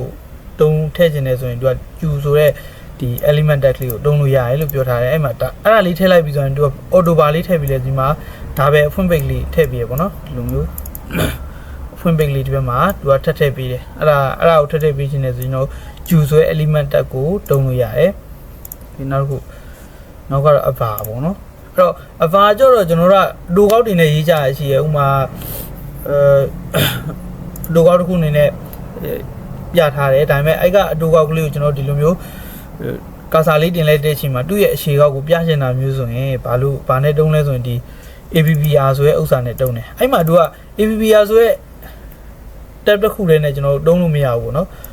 ဘာလေးပါထည့်ပေးရလဲဆို title ဆိုရဲ attribute လေးပါထည့်ပေးရတယ်အဲ့ attribute ရဲ့ဒီနောက်မှာရှိတဲ့ value လေးပါထည့်ပေးရတယ်အဲ့ကြတော့မှကျွန်တော်ဒီကောင်လေးကိုကာစာလေးထောက်လိုက်တဲ့အချိန်မှာသူဘာလို့ပြလဲဆိုရင်သူ့ရဲ့ဒီ title ထဲမှာထည့်ထားတဲ့ value ကိုသူကပြပေးတယ်ဒီရှိမှာတော့တကယ်အပြင်မှာပြပေးတယ်ဥစ္စာပေါ့နော်အဲ့ဒါလေးကျွန်တော်လက်တွေ့တုံးကြည့်အောင်ဒီမှာကျွန်တော် example app ထဲမှာကျွန်တော်တစ်ခုလေးရေးလိုက်မယ်82နဲ့ပေါ့နော်82နဲ့ရေးလိုက်မယ်99 way okay အဲ့ဟာကိုကျွန်တော်ကဗာနဲ့ထည့်မလဲဆိုရင်ဆိုနာက APPR ဆိုရဲဒီ element tag လေးနဲ့ထည့်မယ်အဲ့ဆိုရင်ကျွန်တော်ဒီဘက်မှာ APPR okay ဒီဘက်မှာလည်းကျွန်တော်က big လေးနဲ့ APPR okay ပြီးရင်သူကဒီတိုင်းလေးရေးပါဖြစ်မလားပေါ့နော်ဒီနောက်မှာဗာထည့်ပြီး title ဆိုရဲattribute တစ်ခုတုံးပေးရတယ်အဲ့ထဲမှာ not value or sorry 99 way မဟုတ်ဘူး and then w ပေါ့နော်ပြီးဒီထဲမှာကြာမှကျွန်တော်ရဲ့နာမည်ထည့်ထားမယ်okay အဲ့ဒါဒါလေးကိုစိတ်ပြီးတော့ကျွန်တော် website ကိုပြန်သွားကြည့်မယ်ဆိုရင်ဒီမှာဒါမျိုးလေးပေါ်နေပြီအဲ့လိုနှိပ်လိုက်တာတော့ဒီမှာကျွန်တော်ရဲ့နာမည်ပါဆို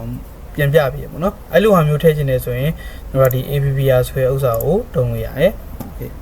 နောက်က address တွေကိုဒီစနစ်တကျပြန်ပြချင်တာပေါ့ဒါတော့ tab တစ်ခုအနေနဲ့တုံးတာပါဟိုအမှန်အပြင်မှာဆိုရင်တော့ကျွန်တော်အဲ့ tab တစ်ခုတွေနဲ့တုံးလို့မရဘူးเนาะဒါဆိုရင်ဒီဇောင်းလေးဖြစ်ချင်တယ်ဆိုရင် i တို့ဘာကိုထည့်လိုက်လေရတယ် address ကတော့တိတ်တုံးတာမျိုးမရှိဘူးအဲ့တော့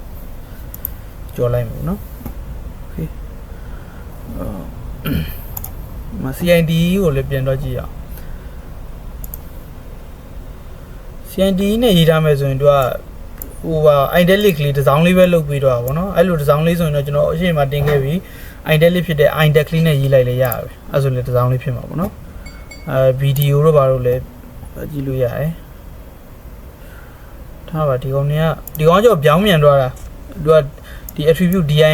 RTL ဆိုပြီးတော့မှပြောင်းမြန်ထည့်လို့လေရတယ်ဗောနော်အဲ့လို dir လေးတစ်ခုထည့်ပြီးတော့မှဒီမှာဆိုရင် RTL ဆိုပြီးမှပြောင်းမြန်လောက်တာဖြစ်တဲ့ကြောင့်သူကဒီဥစ္စာကိုပြောင်းပြန်ပြီး left ကနေစထားတယ်အဲ့ဒါဒီမှာအဲ့ဆိုရင် left ဆိုတဲ့ဥစ္စာပြောင်းပြန်ဖြစ်နေဒီမှာ D ကနေစရဲ FEL ပေါ့နော်အဲ့လိုပြောင်းပြန်လည်နေတာမှန်စာပုံစံမျိုးပြန်လည်နေတာမျိုးဆိုရင်ဒီ video ဆိုတဲ့ဥစ္စာတုံးတယ်ဒီဟာလေးကတိတ်တော့မတုံးနောက်က comment ကတော့ဒီကျွန်တော် notepad မှာရေးရင်တော့တိတ်မပေါ်ဘူးပေါ့နော်ဟိုဒီ code ကိုကျွန်တော်ဟိုမှာဒီမှာတော့ရေးလိုက်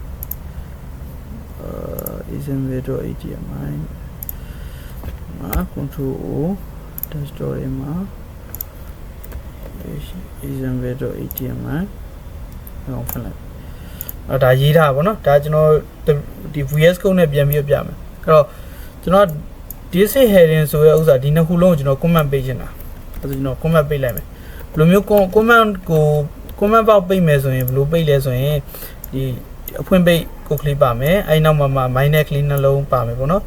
အဲ့ရှေ့က minus မှာကျတော့သူကဘာလဲပါလဲ exclamation mark ကလေးတခုထပ်ပြီးမှထည့်ထားအဲ့ဒါဆိုရင်သူက comment ပိတ်သွားတယ်အဲ့တော့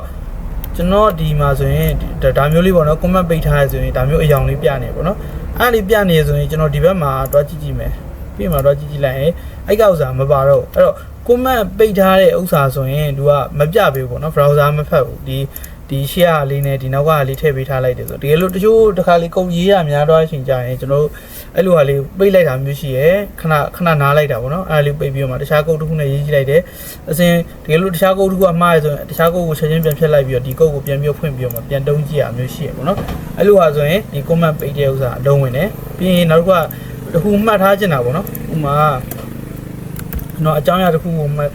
တ်ထားချင်တာမျိုးဆိုရင်ဒါမျိုးလေးရေးလိုက်ပေါ့နော်အဲ့ဒီမှာဒါဆိုရင် ဒီ HAM ပြင် example ATMI ဆိုပြီးတော့မှဒါမျိုးလေးမှတ်ထားလို့ရအဲ့တော့ကုတ်တွေကိုဒီ ATMI ကုတ်ရေးနေနေမှာကိုက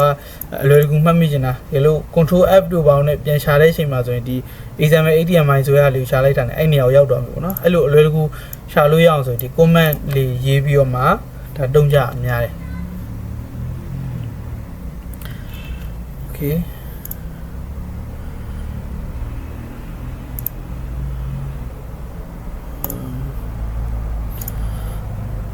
အဲ့တော့ဒါက comment အဲ့ဒါလေးကိုပြောတော့ဗောနော်တခြားတော့မပေါ့အခုကကျတော့ ATMI ကာလာဗောနော်ကာလာကတော့သူကကာလာ name လေးရှိရဥမာ tomato ခင်းရောင်လား orange ရောင်လား dogger blue လားအဲ့လိုအရောင်လေးဗောနော် gray ဆိုရင် gray လားအဲ့လိုရေးလို့လေရတယ်နောက်တစ်ခုကကျတော့ဒီ RGB ကာလာနဲ့ရေးလို့လည်းရတယ်ဗောနော်အဲ့တော့ဒီ RGB ကကျတော့ဒီ red ရယ် green ရယ် blue ရယ်အဲ့ကကာလာတုံးခုကိုရောဆက်လိုက်တာအချိုးကြကြပေါ့နော်အချိုးတုံးခုကြကြရောဆက်လိုက်တဲ့အချိန်မှာသူကအယောင်လေးပြောင်းတော့ဥမာ red ကို short လိုက်မယ်ဒီရောင်ကကြောဒီဥမာအနီရောင်ကသူကဘယ်လောက်ရှိလဲဆိုရင်216 255ပေါ့ရှိရပေါ့နော်ပြီးရင် green က69ရှိမယ် blue က81ဆိုပြီးအယောင်လေးပြောင်းလိုက်တဲ့အချိန်မှာဒီအယောင်လေးဒါပေမဲ့နော် red ကို short လိုက်တဲ့အချိန်မှာအယောင်ပြောင်းတော့တယ်အဲ့တော့ red က62လို့ဖြစ်သွားတဲ့အချိန်မှာတခြားအယောင်ပြောင်းတော့ရပေါ့နော်အဲ့တော့ဒီကိုလိုချင်တဲ့အယောင်လေးကိုဒီ website မှာလာပြီးတော့လုံးမယ်ဆိုရင်တော့ရရပေါ့နော်ဒါအပြာရောင်လေးပြောင်းကြည့်မယ်ဆိုရင်အဲ့ကအယောင်လေးကိုတုံးပြီးတော့ကျွန်တော်တို့ဒီ website ဒီမှာတွားပြီးတော့ထည့်လို့ရတယ်ဥမာကျွန်တော်ရဲ့ဒီကုတ်မှာဆိုရင်ဒီမှာ test line center ကိုထားထားတယ်အဲ့ဟာကိုအယောင်ပြောင်းကြည့်မယ်ဥမာဒီမှာ color ပေါ့နော် color ဆိုပြီးတော့မှကျွန်တော်ကဆွမ်းနာက RGB ကုတ်ကလေးကိုကျွန်တော် copy paste ချလိုက်မယ်လိုလေးပေါ့နော် RGB ဒီတူပေးထားတဲ့အတိုင်းပဲ RGB red ရယ် green ရယ် blue ရယ်အဲ့ color တုံးခုကိုအချိုးကြကြကိုဒီမှာ comma လေးခံပြီးတော့ချတာပေါ့နော်အဲ့လိုချလိုက်မယ်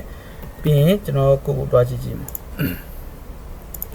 အဲ့ဆိုအဲ့အယောင်လေးပြောင်းတာကိုတွေ့ရတယ်အယောင်လေးပေါ့နော်ဒီအယောင်ကတိတ်ပြီးတော့နေမတိတာဘူးပေါ့နော်ဒီလောအယောင်တော့ပြောင်းလိုက်မယ်ဒီမှာကိုပေးချလိုက်မယ်နော်အဲ့ဆိုရင်ကျွန်တော်ပြန်တွားကြည့်အောင်ဒါဆိုရင်လည်းတိတာတော့ပြီပေါ့နော်အဲ့လိုမျိုးဟိုလောက်ထားကိုကျွန်တော်တို့ကဘာလို့ခေါ်လဲဆိုရင်ဒီ RGB color နဲ့လုပ်လို့ရကျွန်တော် green တို့ blue တို့အဲ့လိုဟာမှမလုပ်ဘူးပေါ့နော်ဒီ RGB ဆိုတဲ့ကုတ်ကလေးကိုတုံးပြီးတော့လည်းတူထည့်လို့ရပါတယ်ပြီးရင် header ပေါ့နော် header ကုတ်တွေကတော့တော်တော်များများကျွန်တော်တို့ဒီဟို Photoshop တုံးတဲ့လူတွေမှာဆိုရင်တော်တော်တိလိမ့်မယ် head sign လေးနဲ့ဥမာကျွန်တော်ဒီလောက် header ကုတ်တွေဆိုရင်သူက head sign လေးပါတာရှိရဥမာဒီထဲမှာ attribute ထည့်လို့ရမှာမသိဘူး style ရတယ်ဒီထဲမှာကျွန်တော်color ပေါ့နော်လော head ဆိုပြီးတော့မှ FFS ဆိုရင်အဖြူအောင်ဖြစ်တော့မှာhead ဆိုပြီးတော့မှနည်း okay ဒီရောင်လေးပြောင်းကြည့်မယ် NNW ဆိုတဲ့ဥစ္စာလေးကိုကျွန်တော်ဒီ header ကုတ်ကလေးနဲ့ header ဆိုတာဒီရှေ့က head လေးပါတဲ့ဥစ္စာကိုခေါ်တာနောက်က999ဆိုတာသူကကုတ်ပေါ့နော်အဲ့ကုတ်ကလေးထည့်လိုက်တယ်ဆိုရင်သူကဒီမှာအယောင်လေးပြောင်းသွားတယ်အဲဆိုရင်ကျွန်တော် website ကိုပြန်တော့ကြည့်မယ်ဒီ NNW ဆိုတဲ့ဥစ္စာဘာရောင်လေးပြောင်းလဲဆိုရင် sorry refresh လုပ်ကြည့်လိုက်ဒီရောင်လေးပြောင်းသွားတယ်အဲ့လို header ကုတ်တွေနဲ့လည်းတွားလို့ရတယ်ဒီမှာဆိုရင်ဒီ header ကုတ်တွေကိုပြထားတယ်ဒီမှာဆိုရင်သူကတော့ red green blue ကိုမူတည်ပြီးတော့မှ header ကုတ်ပြောင်းသွားပါဘောနော်ဒီမှာဒါလေးတိုးကြည့်အရောင်လေးပြောင်းသွားပြီးတော့မှလုပ်ပြီးပေးရမျိုးလေးရှိရအဲ့တော့ဒီဥစ္စာကိုဘယ်မှာအလွယ်တကူယူလို့ရလဲဆိုရင်ကျွန်တော်ဒီ extension ထည့်ထားတဲ့လူဆိုရတယ် color zilla ဆိုတဲ့ extension ပေါ့နော်ကိုလိုချင်တဲ့နေရာတစ်ခု website မှာကိုလိုချင်တဲ့အရောင်တစ်ခုခုပေါ့ဒီဥမာဒီ page မှာဆိုရင်ကျွန်တော်ဒီနောက်ကဒီ background color ကိုကြိုက်တယ်အဲဆိုရင်ကျွန်တော် color zilla ဆိုတဲ့ဒီ extension လေးတစ်ခုကိုထည့်ထားရဆိုရင်အဲ color zilla ကိုထောက်ပြီးတော့ဥမာဒီကဟာလေးကိုထောက်ပြီးတော့မှသူ့ရဲ့ header ကုတ်ကိုယူလို့ရတယ်ဒါလေးကိုထောက်လိုက်ဒီမှာဆိုရင်35ပေါ့နော်အဲ့ကကုတ်ကလေးကြာလာအဲ့ဆိုအဲ့ကုတ်ကလေးကိုကျွန်တော်တို့ website မှာထည့်ပြီးတုံးလို့ရတယ်အဲ့လိုမဟုတ်ဘူးဆိုရင်လည်းကျွန်တော် Photoshop ပေါ့နော်ဒီ set မှာတော့ကျွန်တော် Photoshop မရှိလို့တချို့ Photoshop တွေမှာလည်းကြည့်လို့ရတယ်ပြီးရင် Paint မှာလည်းကြည့်လို့ရမယ်ထင်တယ် Adobe တို့ Paint တို့ပေါ့နော်အဲ့မှာလည်းသူ့ရဲ့ color ကုတ်တွေတွားရှာလို့ရမယ်ထင်တယ် Paint တော့ကျွန်တော်မတည်ဘူး Paint နေတော့ကျွန်တော်မတည်ဘူးပေါ့နော်အဲ့တော့ဒီ Adobe Photoshop တို့တခြားအဲ့လိုဟာတွေမှာဆိုရင်လည်းရှာလို့ရတယ်အဲ့ has sign လေးနဲ့လည်း color တက်မှတ်လို့ရပါတယ်တဲ့နောက်တစ်ခုက HSL ဟောဒီကောင်တော့ခုလို saturation တို့ဘာလို့နဲ့ထည့်တာတော်တော်များများဒီဟာတော့မတုံးကြဘူးဘာလို့လဲဆိုကျွန်တော်ရှိ RGB တို့ header တို့အများဆုံးတုံးနေပေါ့နော် ဒီမှာဆိုရင်သူကဆွမ်းနာကအားနဲ့အတူတူပဲဒီ who situation နဲ့ဒီ lightness ပေါ့နော်ဒီအလင်းအဲ့တုံးခုကို HS H ဆိုတာ who ကိုပြောတာ situation ဆိုတာဒါ S ကိုပြောပါတော့ M ဆိုတော့ lightness အလင်းအောင်ပြောအဲ့ကဟာပုံမှာမူတည်ပြီးချိန်ညှိပြီးတော့မှကျွန်တော်တို့ဘာလုံးလို့ရလဲဆိုရင်ဒီ hazard code ကလေးကိုတုံးပြီးတော့လေဒီ color တွေကိုတက်မှတ်လို့ရတယ်နော် okay နောက်ကတော့ HTML CSS HTML CSS လို့ပြောတော့ style တွေထဲမှာ CSS တွေကတော့ရှေ့မှာကျွန်တော် attribute တွေ heading တွေ paragraph တွေတင်တဲ့ချိန်မှာ attribute တွေထဲမှာ style နဲ့ပတ်သက်ပြီး CSS တွေတင်ခဲ့ရပေါ့နော်အဲ့တော့ဒီမှာတော့ CSS ကဘာလဲဆိုတော့အဓိကထားပြီးတော့တင်ပါပေါ့နော်အဲ့တော့အသေးစိတ်ကတော့ကျွန်တော်ဒီ CSS ကိုတင်တဲ့ချိန်မှာအဓိကတင်ပေးမယ်ဒီမှာဆိုရင်သူကဒီ CSS ရဲ့အဓိပ္ပာယ်ဘာလို့ခေါ်လဲဆိုတော့ cascading style ရှိအဲ့တော့ cascading ရဲ့သဘောတရားအရအပေါ်ကနေအောက်ကိုသူကမှတ်သွားတာပေါ့နော်ဒါပေမဲ့ဒီ CSS တွေမှာအားနည်းချက်ကသူကအနည်းဆက်ဆုံးဟာကိုပဲယူတယ်အနည်းဆက်ဆုံးဆိုတော့အောက်ဆုံးဟာပေါ့ကျွန်တော်ဒီ code တွေရေးထားတယ်ဒါဥပမာပေါ့နော်ဒီဒါကတော့ HTML code ထဲမှာဒီ CSS တွေကိုကျွန်တော်ဒီထဲမှာထည့်ရေးထားတယ်ထည့်ရေးထားပြီးအောက်ဆုံးကရှိတဲ့ဥစ္စာမှာကျွန်တော်1ဆိုပြီးတော့မှသူ့ကိုပြပေးထားရဆိုရင်အဲ့အောက်ဆုံးဟာတဲ့အမှန်ဆုံးပဲတဲ့ CSS ဒီ browser တည့်ရရှိမှာအောက်ဆုံးဟာကိုပဲမှန်တယ်ပေါ့နော်အဲ့ဒါကိုပြောချင်တာ cascading style ရှိဆိုတာအဲ့ဒါကိုအဓိကပြောတာနော်အဲ့တော့ဒီ CSS တွေမှာဆိုရင်သူက၃မျိုးရှိတယ် inline ရှိမယ် internet ရှိမယ် external ဆိုပြီးတော့မှသူကဘယ်နှမျိုးရှိလဲဆိုတော့၃မျိုးရှိတယ်အဲ့က၃မျိုးကိုကျွန်တော်ဒီနေ့ရှင်းပြပေးမယ်အဲ့တော့ inline ဆိုတော့ကျွန်တော်တို့တိပြီးတော့ပြီဘယ်မှာတိပြီးတော့လဲဆိုရင်ကျွန်တော်ဒီကုတ်မှာဆိုရင်ဒီမှာ inline ပေါ့နော် line တစ် line ထဲမှာပဲကျွန်တော်ရေးထားတာဖြစ်တယ်အဲ့ဒါဘာလဲဆိုတော့ style ဆိုတဲ့ဥစ္စာတွေပြီးရင်ဒီမှာ text align တွေ center တွေနဲ့ဒီမှာ color တွေနဲ့ CSS တွေအများကြီး style တွေအများကြီးကိုပြင်ခဲ့တာအဲ့ဒါရေးအောင်ကျွန်တော်တို့ကဘာလို့ခေါ်လဲဆိုတော့ inline လို့ခေါ်တယ်ဟိုမှာဒီမှာ note ကလေးတစ်ခုမှတ်ပြီးမယ် inline style လို့ခေါ်တယ် inline style လို့ခေါ်တယ်အဲ့တော့နောက်တစ်ခုကဘာလဲဆိုရင် internet style နဲ့ internet ဆိုရဲ style တစ်ခုရှိတယ်အဲ့ဒါကြောင့်ကျွန်တော်တို့ရှေ့မှာတင်ခဲ့ပေါ့နော်ဒီ body tab နဲ့အပြိုင်ဘာရှိလဲဆိုရင် head tab ဆိုတာရှိတယ်အဲ့တော့ head tab တွေမှာအရင်တော့ title တို့ဘာတို့အဲ့လို element tab တွေကိုလည်းကျွန်တော်ရှေ့မှာတင်ခဲ့ရအဲ့တော့ head tab တွေမှာဘာထည့်လို့ရလဲဆိုတော့ style ဆိုရဲဒီ element tab တစ်ခုကိုထည့်လို့ရတယ်ဥပမာထည့်ကြည့်အောင် style ဆိုရဲ tag လေးအဲ့တော့ဒီ style ထဲမှာရေးသမျှ CSS တွေအများကြီးထပ်ပြီးတော့မှရေးလို့ရတယ်အဲ့ထဲမှာဆိုရင်တော့ကျွန်တော်ဘာတုံးလဲဆိုရင်ဒီslider ပေါ့နော် slider တုံးတယ်ဥမာကျွန်တော် CSS ကြရင်တော့အသေးစိတ်ပြန်ပြောပြမယ်နော်ဒါတော့ကျွန်တော်ဒီအသေးစိတ်မဟုတ်ဘူးပေါ့နော်ဒါအကြမ်းမြင်မဲ့ရှင်းပြမှာအဲ့တော့ slider ကကျွန်တော်ဒီ H1 ကိုကျွန်တော်လိုချင်တယ်ဆိုရင်အဲ့ကြ H1 ကိုကျွန်တော်ဒီမှာဗာနဲ့ခံလဲဆိုရင် H1 ဆိုပြီးမှရေးလိုက်တာအဲ့က H1 ကိုကျွန်တော်က style ဘာလို့ထည့်မလဲဆိုရင် color red ပေါ့နော် red ဆိုပြီးမှရေးလိုက်တာအဲ့တော့ H1 ဆိုတဲ့အထက်မှာသူကဒီဒါပဲကွင်းစာကွင်းပိတ်ကလေးနဲ့ပေါ့နော်မှာကျွန်တော်ရဲ့ဒီ property တခုရေးလိုက်တယ် color အနီရောင်လို့ပြောလိုက်တယ်အဲ့တော့ H1 ထဲမှာဒီ H1 ဆိုတဲ့ဥစ္စာဒီမှာ this heading 2လို့ပါလို့ရှိတယ်အဲ့ထဲမှာဒီ inline နဲ့ဒီအဲ့ဒါကိုရင်ပြောပြမယ်ပေါ့နော်ဥပမာ inline style နဲ့ internet နဲ့ဆိုရင်တဲ့ဘယ်လိုကိုအတည်ယူလဲဆိုရင်သူက inline ကိုအတည်ယူရယ် internet ကိုသူအတည်မယူဒီ internet style နဲ့ external style နဲ့ဆိုရင်ဘယ်ဥစ္စာကိုအတည်ယူလဲဆိုရင် internet style ကိုအတည်ယူရယ်ပေါ့နော်ဥပမာ H1 တခုကိုကျွန်တော်က style တခုထပ်တက်မှတ်ထားရဲဆိုရင်သူက external style ကိုလည်းအဲ့ကကျွန်တော်ထပ်ပြီးတက်မှတ်ထားရဲဆိုရင်သူက external မယူတော့ internet ကိုပဲသူကအတည်ယူတယ်ဒီ HTML CSS code တွေပေါ့နော်အဲ့တော့ဒီ external နဲ့ internet သူကcascading တွဲ style ရှိအားကြောင့်အနည်းဆက်ဆုံးဟာကိုယူရဲလို့ကျွန်တော်ပြောချင်တာ cascading ကိုပြောချင်တာထားပါအဲ့တော့ဒီထဲမှာအဲ့လိုမျိုး style တွေရေးမယ်ဆိုရင်ရတယ်ပေါ့နော်အဲ့လိုမဟုတ်ဘဲနဲ့အဲ့တော့ဒီဥစ္စာကျတော့ဘာ style ဖြစ်မလဲဆိုရင်ကျွန်တော်တို့ကဒါကဒီမှာကြောရေးမြအောင် okay wait ရေးမြအောင်ပေါ့နော်အင်းထဲမှာ line ရေးမြအောင် okay ဒါကြောင့်သူကဘာဖြစ်မလဲဆိုတော့ internet ပေါ့နော်ကျွန်တော်ဒီမှာရေးတာကြတော့ဒါဘာလို့ခေါ်လဲဆိုရင်inline ပေါ့နော်အဲ့တော့ external ဆိုရင်နောက်ထပ် file တစ်ခုထပ်ခွဲထွက်သွားရမယ်အဲ့တော့ဒီ desktop ထဲမှာကျွန်တော်ဘာလို့ထည့်လိုက်မလဲဆိုရင်ဒီမှာ style.css ဆိုပြီးတော့မှနောက်ထပ်ဒီတစ်ခုထပ်ထည့်လိုက်မယ်အဲ့တော့ဒီ example ကျွန်တော် HTML တော့ကျတော့ example.html ဒီမှာဆိုရင်ကျွန်တော် style ကိုထပ်ပြီးတော့ခွင့်မှာဖြစ် style.css ဆိုရဲနောက်ထပ်တစ်ခုကိုကျွန်တော်ထည့်ထားတယ်ပေါ့နော်အဲ့တော့အဲ့ထဲမှာကျွန်တော် style နေထည့်ရေးလို့ရတယ်ဥပမာ h1 ဒီထဲမှာ style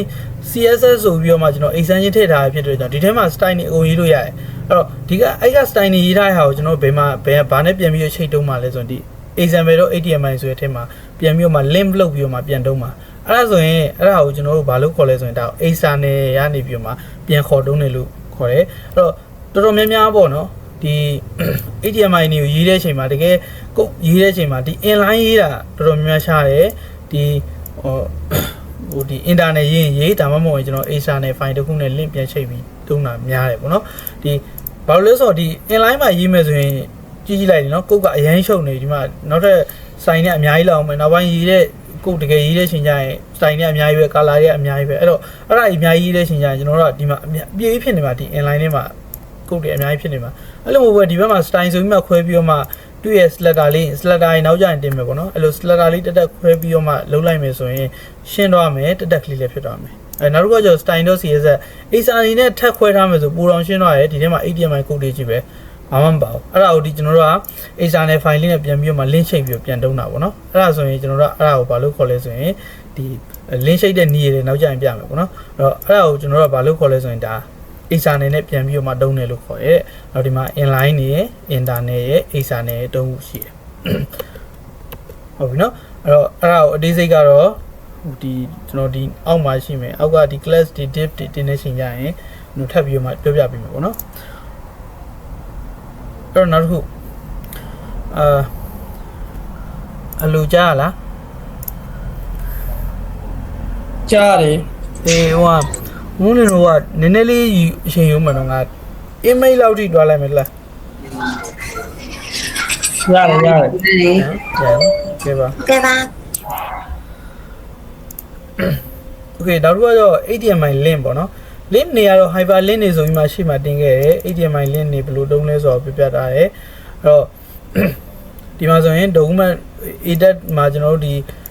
attribute အနေနဲ့ href ဆိုရဲ attribute ကိုတုံးတယ်အဲ့ဒီမှာကျွန်တော် URL တစ်ခုထည့်လိုက်တယ်သူရဲ့ value ထည့်လိုက်တာနဲ့အဲ့က link tab ဆိုတဲ့ဥစ္စာကိုနှိပ်လိုက်တာနဲ့သူတွားခြင်းနဲ့ page ကိုတွားပေးရပေါ့နော်အဲ့ဒါတွေကိုကျွန်တော်တင်ခဲ့တယ် link မှာလည်း color တွေထပ်ပြီးမှထည့်လို့ရတယ်ပေါ့နော်ဒါကလည်းဒီမှာဆိုရင်သူဘာနဲ့ရေးပြထားလဲဆိုတာဆိုရင်သူကinternet style နဲ့ရှင်းပြထားပါပေါ့နော်အဲ့လိုမျိုးလေးကြည့်အောင်ဒီအောင်လေးအယောင်လေးတစ်မျိုးလေးဖြစ်နေတော့ဒီ internet ကတော့နောက်ရက်မှာပြန်ပြီးရှင်းပြမယ်ပေါ့နော်ဒါကိုရှင်းပြမယ်ဆိုရင်နောက်ထပ်ကျွန်တော်တနားရီလောက်ထပ်ပြီးရှင်းပြရမှာဆိုတော့အဲ့ဒါကိုတော့ကျွန်တော်နောက်တစ်ပတ်ထဲမှာပြန်ပြီးထပ်ပြီးမှရှင်းပြပေးမယ်ဒီလိုမျိုးရေးတယ်ပေါ့နော် link တွေကိုဒီ color နဲ့ထပ်ခွဲလို့ရတယ်ဘယ်လိုလဲဆိုရင် A ဆိုတာတက် link ပေါ့နော် link ကိုပြောချင်တာအဲ့မှာ hover ဆိုပြီးတော့ဒီလိုဒီ semicolon လေးထည့်ထားတယ်ပေါ့နော် semicolon ကိုမှသူက is to ဆိုရဲဒီဥစ္စာကိုတုံးထားတယ်အဲ့နောက်မှာကျွန်တော် link ဆိုပြီးမှထည့်ထားတယ်အဲ့တော့ edit ထဲမှာ link လေးကိုသူကဗာပြောမယ်အစိမ်းအောင်ထားမယ်ဥမာဒီမှာနှိပ်လိုက်တဲ့အချိန်မှာအစိမ်းအောင်လေးဖြစ်မယ်ဆိုရင်ဥစ္စာမျိုးလေးတက်မှတ်တာပေါ့နော်အဲ့တော့ hover လုပ်လိုက်တဲ့အချိန်မှာအနီရောင်လေးပြောင်းသွားမယ်ကျွန်တော် hover လေးလုပ်လိုက်တဲ့အနီရောင်လေးပြောင်းသွားတယ်အဲ့တော့ပုံမှန်ဒီ active ဖြစ်နေတဲ့အချိန်မှာဆိုရင်တော့ color yellow နှိပ်လိုက်တဲ့အချိန်မှာအဝါရောင်လေးပြောင်းသွားမယ်အဲ့လိုမျိုးတွေအထိအိစာဒီ style တွေကထပ်ပြီးတော့တက်မှတ်လို့ရတယ်ပေါ့နော်အဲ့ဒါကျွန်တော်မတင်ရသေးဘူးဆိုတော့ဒီထဲမှာတော့မပါသေးဘူးအဲ့တော့ link color လေးကအရင်တော့ပြောပြလို့မရသေးဘူးဘာလို့ဆိုတော့ internet style တွေတခုချင်းစီမတင်ရသေးလို့ပေါ့နော်အဲ့တော့ link format အဲ့တော့ link format ကကြောဘယ်လိုမျိုးလဲဆိုတာကိုရှင်းပြမယ်ကျွန်တော် website ကိုတော့ကျွန်တော် website မှာဆိုရင်အပေါ်မှာဒီမှာ tab တွေထည့်ထားတာပေါ့နော်ကျွန်တော် page မှာဆိုရင်ကျွန်တော် page ကဒီ page တစ်ခုတည်းပဲဒါကျွန်တော် website ပေါ့နော်ဒီကျွန်တော် website မှာဆိုရင်ကျွန်တော် page ကဒီ page တစ်ခုတည်းပဲဒါပေမဲ့ကျွန်တော်အဲ့မှာ project ဆိုတဲ့ဟာလေးကိုနှိပ်လိုက်မယ်ဆိုဒီ project ကိုရောက်သွားတယ် gallery ကိုနှိပ်လိုက်တဲ့အချိန်မှာ gallery view ကျွန်တော်တင်မြဟာတွေ new တွေထပ် contact ကိုရောက်သွားတယ်အဲ့လိုမျိုးလေးတွားလာကိုကျွန်တော်တို့ဘာလို့ခေါ်လဲဆိုရင် link format တွားရလို့ခေါ်တယ်အဲ့တော့ဒီမှာကြည့်အောင်ဒီမှာဆိုရင် chapter 1 2 3 4အများကြီးထည့်ပေးထားတယ်ဒီမှာ code တွေရေးထား code ကိုခဏနေအောင်ပေါ့နော်အဲ့တော့ကျွန်တော် chapter 4ဆိုပြီးနှိပ်လိုက်တဲ့အချိန်မှာ chapter 4ကိုအပေါ်ဆုံးထားပြီးတော့မှတွားပေးတယ်အဲ့တော့chapter 10ဆိုရင် chapter 10အပေါ်ဆုံးရောက်သွားတယ်အဲ့တော့အဲ့လိုနေရာလေးတွားလို့ရတယ်ပေါ့နော်အဲ့ဒါကိုဘာနဲ့ရေးလဲဆိုရင်ဒီ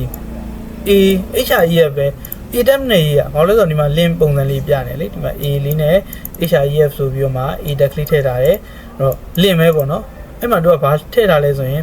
ဒီအောက်မှာတို့က ID ထည့်ပေးတာဥပမာ chapter 4ဒီမှာ chapter 4ကိုဒီမှာ C4 လို့ပြောထားတယ်အဲ့တော့ဒီမှာ ID ဆိုရဲကျွန်တော် attribute လေးတစ်ခုထပ်တိုးလိုက်အဲ့တော့ ID ဆိုရဲ attribute တစ်ခုကိုထပ်ထားတယ် A2 ဆိုရဲ chapter 4မှာ ID ဆိုပြီးထားတယ်အဲ့က ID ရဲ့နာမည်ကဘာလဲဆို C4 chapter 4 C4 ပေါ့နော်အဲ့တော့ကျွန်တော် HIEF နေနဲ့ဘယ်ကိုတွားမှာလဲဆိုရင် C4 ကိုတွားမှာဆိုပြီးမှကျွန်တော်ထည့်ထားတယ်အဲ့ဒါဆိုရင်ဒီ link ကိုနှိပ်လိုက်တဲ့အချိန်မှာသူက C4 ကိုရောက်သွားတယ်အဲ့တော့ကျွန်တော်ထပ်ပြီးတော့မှ create လုပ်ကြည့်အောင်ပြီးအဲ့ထဲမှာပြီးဆိုပြီးတော့မှထပ်သွားမယ်ပြီးကျွန်တော် A ပေါ့နော်ဒီမှာ HIEF ထပ်ပြီးတော့မှတွားမယ် okay ဒီမှာA okay ဒါလေးကတော့အကြမ်းမြင်လေးထည့်လိုက်မယ်ဒီမှာ go to jump to mode တော့ကျွန်တော် go to ပေါ့နော် go to ကျွန်တော် chapter 6ကိုတွားခြင်းတယ်ဒီ chapter 6ကိုတွားခြင်းတယ်အဲဆိုရင် go to CAPT ရဲ့ chapter 6ပေါ့နော်chapter 6ကိုsorry chapter 6ကိုတွားခြင်းတယ်အဲ့တော့ chapter 6မှာကျွန်တော် ID ဆိုရဲဒီ attribute လေးတစ်ခုကိုတုံးထားမယ် ID များခြင်းကျွန်တော်ဘာထည့်ထားမလဲဆိုရင်ဥမာ C6 ပေါ့နော်အဲ့တော့ဒီဥစ္စာ CA ဘာထည့်ရမှာမဟုတ်တော့ဒီနေရာမှာကြိုက်တာရေးလို့ရတယ် C မမဟုတ်1 2 3 4ပဲရေးလည်းရတယ်ကြိုက်တာရေးဒါမှမဟုတ်လည်းID name တို့ဘာလို့အဲ့လို variable တစ်ခုတတ်မှတ်ထားမယ်ဆိုလည်းရတယ်ကြိုက်တာရေးလို့ရတယ်ဒီနေရာမှာအဲ့တော့ဒီတွားတဲ့အချိန်မှာတော့သူကဘာလေးခံလဲ chat ဆိုရဲဥစ္စာလေးခံပေးရတယ်အဲ့တော့ ID ကိုညွှန်းတာပေါ့နော်ဒီ head sign လေးကသူကဘာကိုညွှန်းတာလဲဆိုရင် ID ကိုညွှန်းချင်တာအဲ့တော့ဒီမှာ ID က C6 လို့ပြောရတဲ့ကြောင့် head ID ပေါ့ ID ကိုညွှန်းတာ ID က C6 ကိုတွားမယ်ကျွန်တော် run လိုက်မယ်အဲ့ဆိုဒီမှာ C6 ဆိုတဲ့ဟာလေးပေါ်လာပြီအဲ့ဒါလေးကိုနှိပ်လိုက်ရင်ဒီမှာ chapter 6ကိုတွားရောက်သွားတယ်အဲ့လိုမျိုး roman နဲ့တွားလို့ရတယ်တဲ့အဲ့ဆိုရင်ကျွန်တော်တို့ page ကိုလည်းတွားရအောင်ကျွန်တော်တို့ page ကနည်းနည်း page စာမျက်နှာတိနဲနေတယ်ပေါ့နော်နဲနေတယ်ဆိုတော့ဒီကောင်ပွားလိုက်မယ်ဒီမှာတော့မပါသေးဘူးကျွန်တော် DIV လေးတစ်ခုတုံးလိုက်မယ် DIV ဒီပေါ့နော် okay yes ဒါ DIV ဆိုပြီးမှဒီကျွန်တော်ရေးထားတဲ့ဟာတွေကိုဘာလုပ်လိုက်လို့ရလဲဆိုရင်ကျွန်တော်ပေါင်းလိုက်လို့ရတယ်ပေါ့နော် okay တခုထဲမှာ DIV တခုထဲမှာကျွန်တော်ပေါင်းလိုက်လို့ရတယ်အဲ့တော့အဲ့က DIV ကိုကျွန်တော်ဘာလို့တတ်မှတ်ထားမလဲဆိုရင် ID ပေါ့နော် ID ဘာလို့တတ်မှတ်ထားမလဲဆို1ဆိုပြီးမှတတ်မှတ်ထားလိုက်မယ်အဲ့တော့နောက်ထပ်အဲ့လိုမျိုး div တွေကျွန်တော်ထပ်ပြီးမှတွားမယ် trophy နောက်ထပ် copy paste ချလိုက်မယ်ပေါ့နော် trophy အဲ့တော့အများကြီးပေါ့နော်လူထားလိုက်မယ်ဒီမှာ ID1 ဒီမှာကကျွန်တော်ဘာတွားမလဲဆိုရင် ID2 ဒီမှာက ID3 ဒီမှာက ID4 အဲ့လိုမျိုးလေးတွားလိုက်မယ်အဲ့တော့ပထမဆုံးတစ်ခုမှာကျွန်တော် H1 နဲ့ထည့်လိုက်မယ်ဒီကောင်လေးကိုတိတာတော့ H1 ပြီးရင်ကျွန်တော် style နေနဲ့ဘာလို့ထားမလဲဆိုရင် text align ပေါ့နော် text align ကို center လို့ထားလိုက်မယ်ပြီးရင်ဘာလို့ထားမလဲဆို1ပေါ့နော်1လို့ထားလိုက်မယ်ပြီးရင် H1 အဲ့ဒါတော့ဟိုတိတောင်လို့ခေါင်းစဉ်လေးတစ်ခုထပ်တက်လိုက်တာ1ဒီမှာကsorry 1ဒီမှာက2ဒီမှာက3ပေါ့နော်ဒီမှာက4ကျွန်တော် website ကိုတွားကြည့်အောင်လို့စေ website မှာပြီးချဒါမျိုးလေးဖြစ်နေပြီအဲ့တော့ဒီမှာဒီ page က1ရှိမယ်ဒီမှာ2ရှိမယ်3ရှိမယ်4ရှိမယ် page ၄ခုပေါ့နော်အဲ့တော့အဲ့ပေါ်မှာကျွန်တော်တို့ round mark လေးတစ်ခုရေးကြည့်အောင်အဲ့ဒါဆိုရင်ဒီ body ထဲမှာပဲဒါကြောင့်ကျွန်တော်ဘယ်လိုပြောမလဲဆိုရင် DIV တစ်ခုနဲ့ကျွန်တော်ထပ်ရေးလိုက်မယ် DIV နဲ့တို့ DIV ထဲမှာDIV တော့ဒီ DIV ရောတော့ကျွန်တော် ID ဘာလို့တတ်မှတ်ထားမလဲဆိုရင် home ပေါ့နော် ID home ဆိုပြီးမှတတ်မှတ်ထားလိုက်အဲ့တော့ home ဆိုပြီးမှတတ်မှတ်ထားလိုက်မယ်အဲ့ထဲမှာကျွန်တော် link လေးရေးကြည့်အောင်အဲ့တော့ပထမဆုံးကျွန်တော် e-tag လေးနဲ့ရေးမယ် HIEF ထဲမှာကျွန်တော်တို့ပြောတော့ဒါမျိုးလေးပေါ့နော်ဟို HIEF ထဲမှာ shape block ကိုတွားမယ်ဆိုရဥစ္စာလေးရေးမယ်အဲ့တော့ဒီမှာသူ့ရဲ့ ID ကိုရင်းညွှန်းနေကျွန်တော်ဒီကောင်နှိပ်လိုက်တဲ့အချိန်မှာ1ကိုတွားမယ်ပေါ့နော်1ကိုတွားမယ် ပြီးရင်ဒီအောင်ပိတ်မယ်ဒီမှာ1 page စာမျက်နှာ1ပေါ့နော်အဲ့တော့ POSIDM1 position 1ပေါ့နော် A ထည့်လိုက်မယ်အဲ့တော့အဲ့လို link လေးထပ်ဆွဲလိုက်မယ်ဆိုစီနေ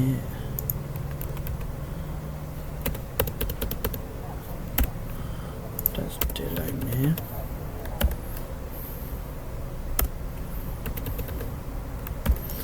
ဒီမှာက ID ဘယ်လောက်လဲဆိုတော့2ဒီမှာဆိုရင်3ဒီမှာဆိုရင်4ဒီမှာဆိုရင်2 3 4အဲ့တော့ ID 1 2 3 4ဆိုတဲ့ position လေးရေးထားတယ်အဲ့တော့ဒီထဲမှာရှိတဲ့1 2 3လေးရာဒီ div တစ်ခုချင်းဒီမှာကျွန်တော်ဘာလို့တက်မှတ်ထားလဲလို့1 2 3 4ပေါ့နော်အဲ့လိုမျိုးလေးတက်မှတ်ထားဆိုတော့အဲ့ကိုတောင်းမယ်ပေါ့နော်ဆိုတော့ကျွန်တော် website ကို refresh လုပ်လိုက်မယ်အဲ့ဒီမှာ position 1 2 3အဲ့တော့1ကိုတော့မယ်ဆိုရင်1ရောက်နေရယ်ဒီမှာ4တော့မယ်ဆိုရင်ဒီမှာ position 40ကိုရောက်သွားပြီအပေါ်တော့မယ်ဆိုရင်ဒီမှာပြန်ရောက်သွား3ကိုတော့မယ်ဆိုရင်3ကိုပြန်ရောက်သွားပါဘောနော်အဲ့လို mobile နဲ့2ကိုတော့မယ်ဆိုရင်2အဲ့လို mobile နဲ့အောက်ဆုံးရောက်သွားတဲ့အချိန်မှာဒီ page ရဲ့အောက်ဆုံးရောက်သွားတဲ့အချိန်မှာကျွန်တော် home ကိုပြန်သွားခြင်းတယ်အဲ့ဒါဆိုရင်ဘယ်လိုလုပ်မလဲဆိုရင်ဒီမှာနောက်ထပ် data တစ်ခုထပ်ပြီးမှရေးထားလိုက်မယ်ပေါ့နော်HREF နဲ့ကျွန်တော်တို့ဘယ်ကိုပြန်သွားမလဲဆိုရင်အဲ့တော့ home ရဲ့ ID ကဘယ်လောက်လဲဆိုရင်တို့ဒီမှာ home ပဲ home ID ကျွန်တော် home လို့တတ်မှတ်ထားဖြစ်တဲ့အတွက်ကြောင့်ဒီမှာHREF နဲ့ chef ဆိုပြီးမှ home ဆိုပြီးမှ home ကိုပြန်တော့လိုက်မယ်sorry ဒီမှာ home ကိုပြန်တော့မယ် A ဆိုပြီးမှပြန်တော့လိုက်မယ်အဲ့ဒါဆိုရင်ဒီ home ကိုနှိပ်လိုက်တဲ့အချိန်မှာသူအပေါ်ဆုံးဖြစ်တဲ့ home နေရာကိုပြန်ရောက်တော့မှာပေါ့နော်အဲ့ဒါဆိုရင်တို့တော့ကြည့်အောင်အဲ့တော့တို့ဒီမှာ page 3ကိုနှိပ်မယ်ဆို3ရောက်တော့မယ်4ရောက်တော့မယ်2ကိုရောက်တော့ပြီပေါ့နော်အဲ့လိုမျိုးပဲဒီအောက်ဆုံးကိုရောက်နေတဲ့အချိန်မှာကျွန်တော် home အပေါ်ဆုံးကိုပြန်သွားခြင်းလဲဆိုရင် home ဆိုရတာလေးကိုနှိပ်လိုက်မယ်ဆိုရင်ကျွန်တော်အပေါ်ဆုံးကိုပြန်ရောက်သွားပါရဲ့တဲ့အဲ့ဒါ page အရင်များတဲ့အချိန်မှာအဲ့လိုမျိုးနီးနဲ့ဒီ road map ပေါ့နော် road map နီးနဲ့ link map ပေါ့နော် link map နီးနဲ့ကျွန်တော်တို့တွားလို့ရပါရဲ့တဲ့အဲ့ဒါကိုတော့ရှင်းပြထားပါပေါ့နော် okay နည်းလဲနောက်ကျနေဆိုအမြင်လေးတော့နောက်တစ်ခုကကျတော့ဘာလဲဆိုရင် image ပေါ့နော်ပုံတွေကတော့ပုံထဲတဲ့ဥစ္စာရတော့တော်တော်များများသိရနေတယ်ဆိုတော့ ANT ဆိုတဲ့ဥစ္စာကျတော့သူရှာလို့ရအောင်တွားတယ်ဆိုပြောတာလေအဲ့ဒါလေးရတော့သိရအဲ့တော့ကြော်လိုက်မယ်ကျွန်တော် image map ကိုခဏကြော်လိုက်မယ်အဲ့တော့ background image တွေမှာဆိုရင်တော့ image တွေကို background ထားချင်တာ URL တွေကိုပြန်ထည့်ချင်တဲ့အခါမှာတုံးတယ်ပေါ့နော်အဲ့ကောင်တွေကတော့အရင်ဟိုမဖြစ်ဘူးပြီးရင် visual element တွေ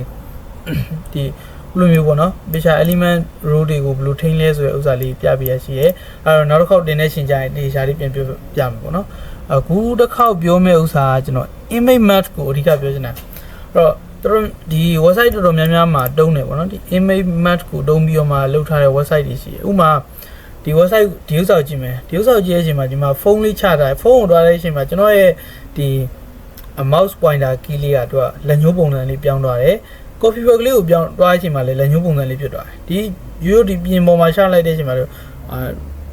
ရိုးမြားလေးဖြစ်သွားတယ်နောက် laptop လေးကိုထိလိုက်တဲ့အချိန်မှာလည်းသူကဘာလေးဖြစ်သွားလဲဆိုရင်လက်ညှိုးပုံစံလေးဖြစ်သွားတယ်ပေါ့နော်အဲ့တော့ကျွန်တော် laptop လေးကိုနှိပ်လိုက်တဲ့အချိန်မှာသူက laptop နဲ့ပတ်သက်တဲ့ပြောထားတဲ့ website တွေကိုသူကပို့ပြီးသွားတယ်အဲ့တော့ကျွန်တော်ဖုန်းလေးကိုနှိပ်လိုက်တဲ့အချိန်မှာလည်းသူကဘယ်တွေကိုပို့ပြီးလဲဆိုတော့ဖုန်းလေးနဲ့ပတ်သက်တဲ့ website လေးတွေကိုပို့ပြီးသွားတယ် okay အဲ့တော့ coffee bag လေးကိုနှိပ်လိုက်တဲ့အချိန်မှာ coffee website လေးကိုပို့ပြီးသွားတယ်ပေါ့နော်အဲ့တော့တော်တော်များများကူနောက်ပိုင်း website တွေမှာဆိုအဲ့လိုပုံလေးပြထားတယ်ပုံလေးထဲမှာပြထားပစ္စည်းလေးကိုနှိပ်လိုက်တာနဲ့သူကတချို့ဆိုရင်အဲ့ပစ္စည်းလေးရာဖောင်းကြလေးတောင်လောက်ထားမျိုးရှိရပေါ့နော်ဒါ JavaScript တို့ဘာလို့နောက်ပိုင်းတုံးထားပြီးတော့ဖောင်းကြပုံစံလေးလောက်ထားရှိရအဲ့တော့အဲ့လိုမျိုးလေးနှိပ်လိုက်တာနဲ့ဖောင်းကြလေးတက်လာဆိုအဲ့ဒါလေးနှိပ်လိုက်သူနဲ့ပတ်သက်တဲ့ website သူနဲ့ပတ်သက်တဲ့ page ကိုရောက်သွားမျိုးလေးရှိရပေါ့နော်အဲ့ဒါမျိုးလေးကိုကျွန်တော်တို့ကဘာနဲ့ရေးလဲဆိုရင်ဒီ use map what map လို့လည်းခေါ်တယ် use map လို့လည်းခေါ်တယ်အဲ့ကောင်တုံးပါတယ်အဲ့တော့သူကတော့ map ဆိုတဲ့ attribute တွေတုံးတယ် image ထဲမှာတော့ umap ဆိုတဲ့ attribute ကိုတုံးတယ်ဒီပြီးရင်တော့ map ဆိုတဲ့တော့ဒီ element tab တွေကိုတုံးပြီးတော့မှရေးရပေါ့နော်အဲ့ဒီ syntax လေးကိုလေ့လာကြည့်အောင်ဒီမှာဆိုရင်ဘာလို့ရေးထားလဲဆိုရင် image တဲ့ workplace.jpg ဆိုတာဒီပုံကိုပြောချင်တာဒီပုံထဲမှာတဲ့သူက SRC နဲ့သူကထည့်ထားရပေါ့နော်ဒီပုံလေးထည့်ထားတယ် AMD တို့ဘာလို့ရှိမှတင်ထားတယ်နောက်မှတော့ umap ဆိုတဲ့ဥစ္စာကိုဘာလို့သတ်မှတ်ထားလဲ chess ID ကိုစားပြုတယ်နောက်ကဘာလို့ခေါ်လဲဆိုရင်ဒီ word map ဆိုတဲ့ဥစ္စာနာမည်လေးပေးထားတယ်ဒီပုံလေးကိုသူက umat ဆိုတဲ့ attribute ကိုတုံးပြီးတော့မှနာမည်လေးတက်မှတ်ပေးလိုက်တာ word mat ဆိုပြီးတော့မှ okay အဲ့တော့ဒီပုံလေးကိုကျွန်တော်တက်မှတ်ပြီးသွားပြီအဲ့အောက်မှာတို့က mat ဆိုတဲ့ဒီဘာကိုတုံးထားလဲဆိုရင် element ကိုတို့ကတုံးထားတယ်အဲ့ဒီမှာ name ကိုကျွန်တော်တို့က word mat ဆိုပြီးတော့မှထည့်ထားတယ်အဲ့တော့ဒီမှာ name မှာထည့်ထားတဲ့ word mat နဲ့ဒီ word mat နဲ့ကတူရမှာဒီမှာရေးထားတယ်ပေါ့နော်ဒီ ID နဲ့ရေးထားတဲ့ကောင်ကတူမရမှာဒီမှာကျွန်တော်တို့က app လို့ရေးထားရင်ဒီမှာ app လို့ပေါ်ရမယ်ဒါမှမဟုတ်ဒီမှာဥမာတစ်ခုATMI ပေါ့နော် ATMI လို့ရေးထားရဆိုဒီ name မှာလည်းဘာဖြစ်ရမလို့ဆိုတော့ ATMI ဆိုပြီးမှဖြစ်နေရမှာအဲ့ဒါမှသူကဒီအောင်ထားလိုက်တဲ့အချိန်မှာသူတက်ဆိုင်ရာ website ကိုရောက်မှာပေါ့နော်အဲ့တော့အဲ့လိုမျိုးလေးတူရမယ်လို့ပြောတာအဲ့တော့ဒီထဲမှာဆိုရင်သူက area ဆိုရဲ attribute လေးကိုထပ်တုံးတယ်အဲ့ကောင်ကဆိုရင်ဒါပါလဲဆိုရင်ဒါ enter မရှိဘူးပေါ့နော် area ဆိုရဲတခုအဲ့ထဲမှာ shape က real ပုံစံလားဒါမှမဟုတ်အဲ့လိုမျိုးလေးတက်မှတ်လို့ရတယ်ပေါ့နော်အဲ့တော့ဒါလေးရတော့တွားကြည့်ကြည့်ပေါ့ shape တို့ coordinate တို့ဘာလို့တက်မှတ်လို့ရတယ်အဲ့တော့ real ဆိုရင် ICD real ပေါ့နော် real ဆိုရင်ဘယ်လိုမျိုးလဲဆိုရင်သူက rectangular ကိုပြောတာဒီ၄တောင်ကြားထဲမှာရှိတဲ့ဥစ္စာကိုတက်မှတ်တဲ့ဥစ္စာဒီရှေ့ဟာ coordinate point တွေပေါ့နော်ဒီပုံထဲမှာရှိတဲ့ coordinate point တွေကိုတက်မှတ်ပြီးတော့မှထားတာအဲ့တော့အဓိကပြောချင်တာဒါကိုပြောချင်တာမဟုတ်ဘူးwebsite တစ်ခုမှာဒီအောက်ကရှိတဲ့ကုတ်ကလေးကိုသူက auto for ပေးတဲ့ website တစ်ခုရှိရယ်အဲ့ဒါကိုကျွန်တော်ပြောချင်တာပေါ့နော်ကျွန်တော် website နေမှတ်ထားတယ်ပြပါလေ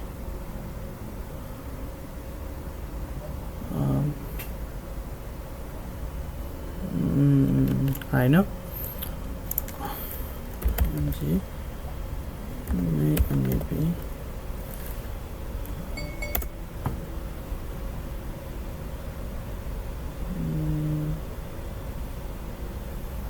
okay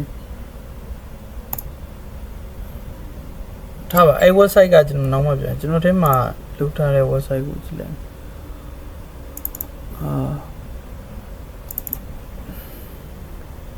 ဒါကျွန်တော်ရေးထားဒါတော့ကျွန်တော်ရေးထားတဲ့ website ပေါ့နော်ဟိုကတော့မတင်ရသေးဘူးဒါကျွန်တော်ရေးထားတဲ့ website ပေါ့နော်live တော့မတင်ရသေးဘူးကျွန်တော်လောလော domain တွေဝင်လို့မရသေးဘူးဆိုတော့ဒီ website မှာဆိုရင်ဒီလို website တစ်ခုလည်းရှိတယ်ကျွန်တော် website name တိရပြီဆိုရင်တော့ကျွန်တော်ပို့ပေးလိုက်မယ်အဲ website name ကိုကျွန်တော်မေ့သွားလို့ပေါ့နော်အဲ့တော့အရင်ဆုံးကျွန်တော် image တစ်ခုရဲ့ဒီ coordinate point အနေနဲ့ကုတ်ကိုထုတ်ရှင်တယ်ဆိုရင်ပုံတစ်ပုံယူလိုက်မယ်ဒီဆုံးမှာဘာပုံရှိမလဲဆိုရင်ဒီပုံပေါ့နော်ဒီပုံယူလိုက်မယ်အဲ့မှာသူကဒီ rectangular ပုံလေးယူလို့ရတယ် circle ပုံလေးလည်းယူလို့ရတယ်ပြီးဟိုဒီ polygon ပုံလေးလည်းယူလို့ရတယ်ပေါ့နော်အဲ့တော့ rectangular ပုံလေးနဲ့ကျွန်တော်ဒီမှာဆွဲပြီးတော့မှသူတက်မှတ်လိုက်လို့ရတယ်အဲ့ဒါဆိုရင်ဒီမှာကုတ်ကဘယ်လိုသွားမှလဲဆိုပြီးတော့မှဒီတစ်ဖက်မှာပြပြပေါ့နော်အဲ့မှာကျွန်တော်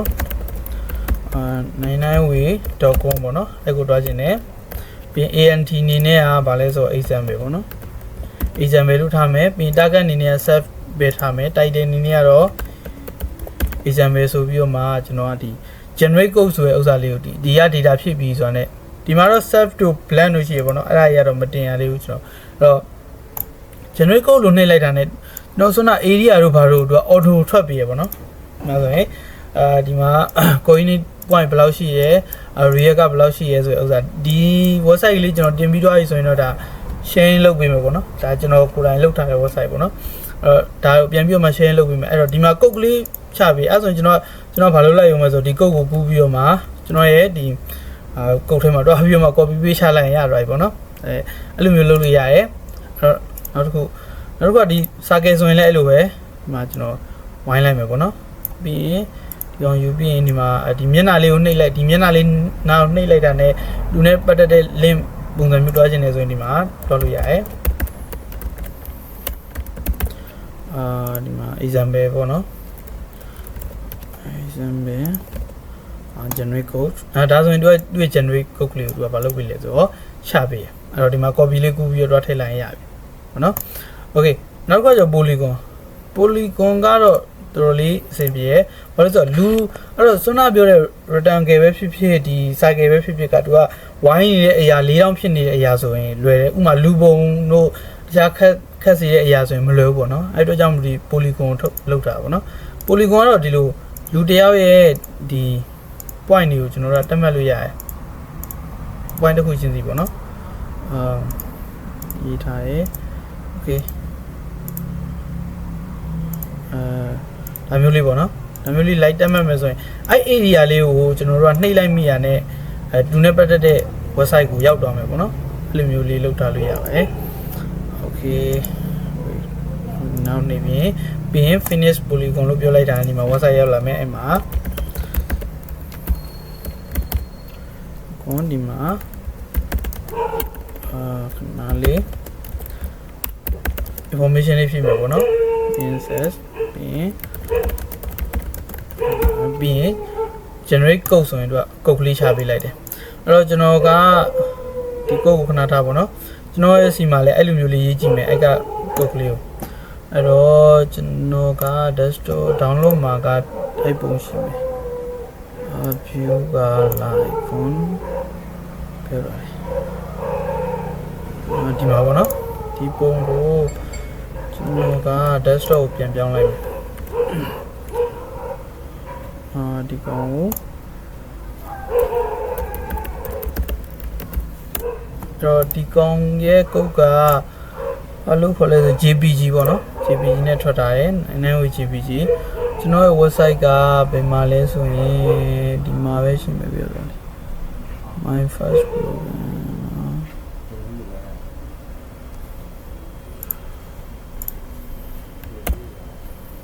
desktop ထဲမှာပဲ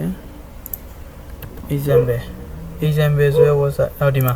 ဒါကျွန်တော်ရဲ့ကုတ်အဲ့ဆိုရင်ဒီမှာထည့်လို့ရရပါတော့အဲ့ဆိုရင်ဆောနာကျွန်တော် copy ကူးလာတဲ့ကုတ်ကိုကျွန်တော်ဒီ example.com ဆိုရ website ထဲမှာကျွန်တော် copy paste ချလိုက်မယ်ဒီကောင်ကိုပေးလိုက်တော့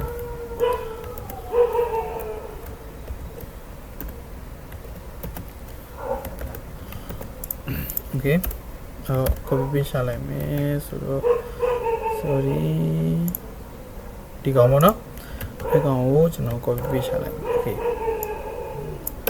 အဲ့တော့သူ့ရဲ့ဒီ file လမ်းကြောင်းနေနဲ့ပုံနေရတော့မှန်ဖို့လိုတယ်ပေါ့နော်တခြားဟာတွေကတော့မလိုဘူးအဲ့တော့ဒီမှာဒီ image လမ်းကြောင်းအတွက်ကတော့ကျွန်တော်ဘာလို့ခေါ်လိုက်မလဲဆိုတော့ဒီမှာပေါ်လာတဲ့ account လေးကျွန်တော်ချလိုက်မယ်ဒီ image ကတော့မှန်မှရမှာပေါ့နော်ဘာလို့ဆိုတော့ဒီပုံမှာကတော့သူကအစဉ်ပြေနာမည်တစ်ခုကိုသူက auto generate လုပ်ပေးလိုက်တာဒါပေမဲ့တကယ်ကျွန်တော်လုပ်တဲ့အချိန်မှာဒီမှာဆိုရင်သူရေးပေးထား UI image but here ဆိုပြီးမှရေးပေးထားတယ်ပေါ့နော်အဲ့ဒါဆိုရင်ဒီမှာကျွန်တော်ရဲ့ image ပတ်လမ်းကြောင်းအမှန်ကိုတော့ဒီမှာထည့်ပေးရမှာပေါ့နော်ပုံနေထည့်တဲ့အချိန်ကျရင်လည်းပို့ပြီးတိကျခြင်းလဲဆိုရင်ဒီပုံရဲ့ property မှာကျွန်တော်တို့ရဲ့ပတ်လမ်းကြောင်းကိုတွားကြည့်လို့ရတယ်နော်ဒီမှာသူရဲ့ location ပတ်လမ်းကြောင်းဆိုတဲ့ဥစ္စာဒီကောင်လေးကိုတွားထည့် copy paste ချလိုက်မယ်ဆိုရင်လည်းသူကဒါအလုပ်လုပ်တယ်ပေါ့နော်ပုံနေအလုပ်လုပ်ပေးတယ်အဲ့ဆိုကျွန်တော်ဒီကျွန်တော် website ကိုတွားကြည့်အောင်အဲ့ဆိုရင်အောက်စိမ်းမှာဗာလေးပေါ်နေလဲဆိုကျွန်တော်ပုံက site ကမပြင်လိုက်ရဘူး sorry အဲ့တော့ site လေးတွားပြင်ရအောင်ဆိုတော့ image width က900ပဲစေ height က900ပဲစေအဲ့ဆိုဘယ်လောက်ဖြစ်သွားမလဲဆိုတော့ okay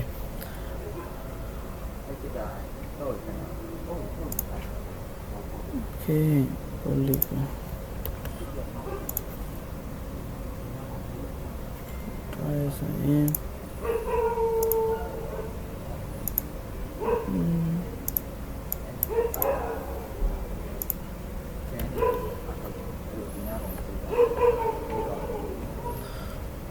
shake up fully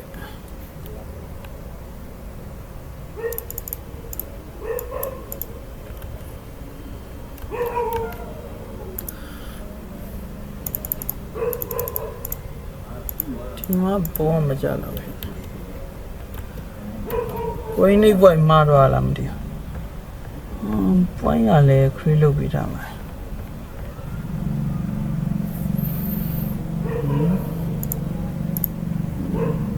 ကျွန်တော်ရေးတဲ့ website မှားနေတယ် okay ဆက်ပြီးတော့ဒီကောင်လေးနဲ့ပဲစမ်းကြည့်မယ်နော်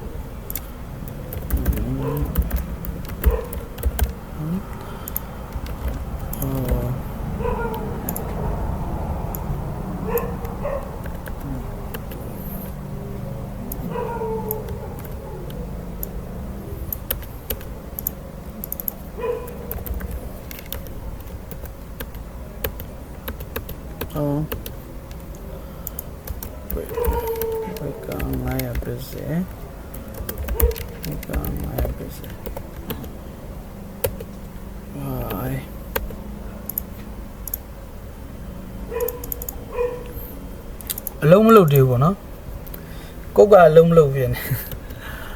โอเคအဲ့ဒါပြန်ကြည့်ပြီးတော့မှနောက်တစ်ခေါက်မှကျွန်တော်ပြန်ပြီးတော့ပြောပြမယ်ပေါ့နော်ဒီမှာဒီ image map ကအလုံးလုံးအောင်ပါဒါပေမဲ့ coordinate ကဘာလို့ကျွန်တော် generate လုပ်တဲ့ကုတ်ကမှန်ရမှာပေါ့နော်ဒါပေမဲ့ဘာလို့မှားလဲမသိဘူးโอเคအဲ့တော့အဲ့ဒါလေးကတော့နောက်တစ်ပတ်မှပဲပြောပြတော့မယ်ဟိုမှာ7နာရီလဲခွဲပြီပေါ့နော်နိုင်ဝက်လောက်လဲလွန်တော့ဆိုတော့ဒီနေ့တော့လောက်ပါပဲကျေးဇူးတင်ပါတယ်ကျေးဇူးတင်ပါတယ်မှန် ဟုတ်ကဲ့ ရောက်ရကြလားဒီဥစ္စာနည်း image map ကကျွန်တော်မရဘူးဖြစ်နေကျွန်တော်ရေးထားတဲ့ program ကနည်းနည်းလွဲနေရတယ်တင်အပြန်ပြဆက်အောင် program ကိုခွဲတဲ့ဥစ္စာမှာလွဲနေတယ်အဲ့ဒါအားလုံးကျေးဇူးပါ ဟုတ်ကဲ့ ဝါပါလေ ပါ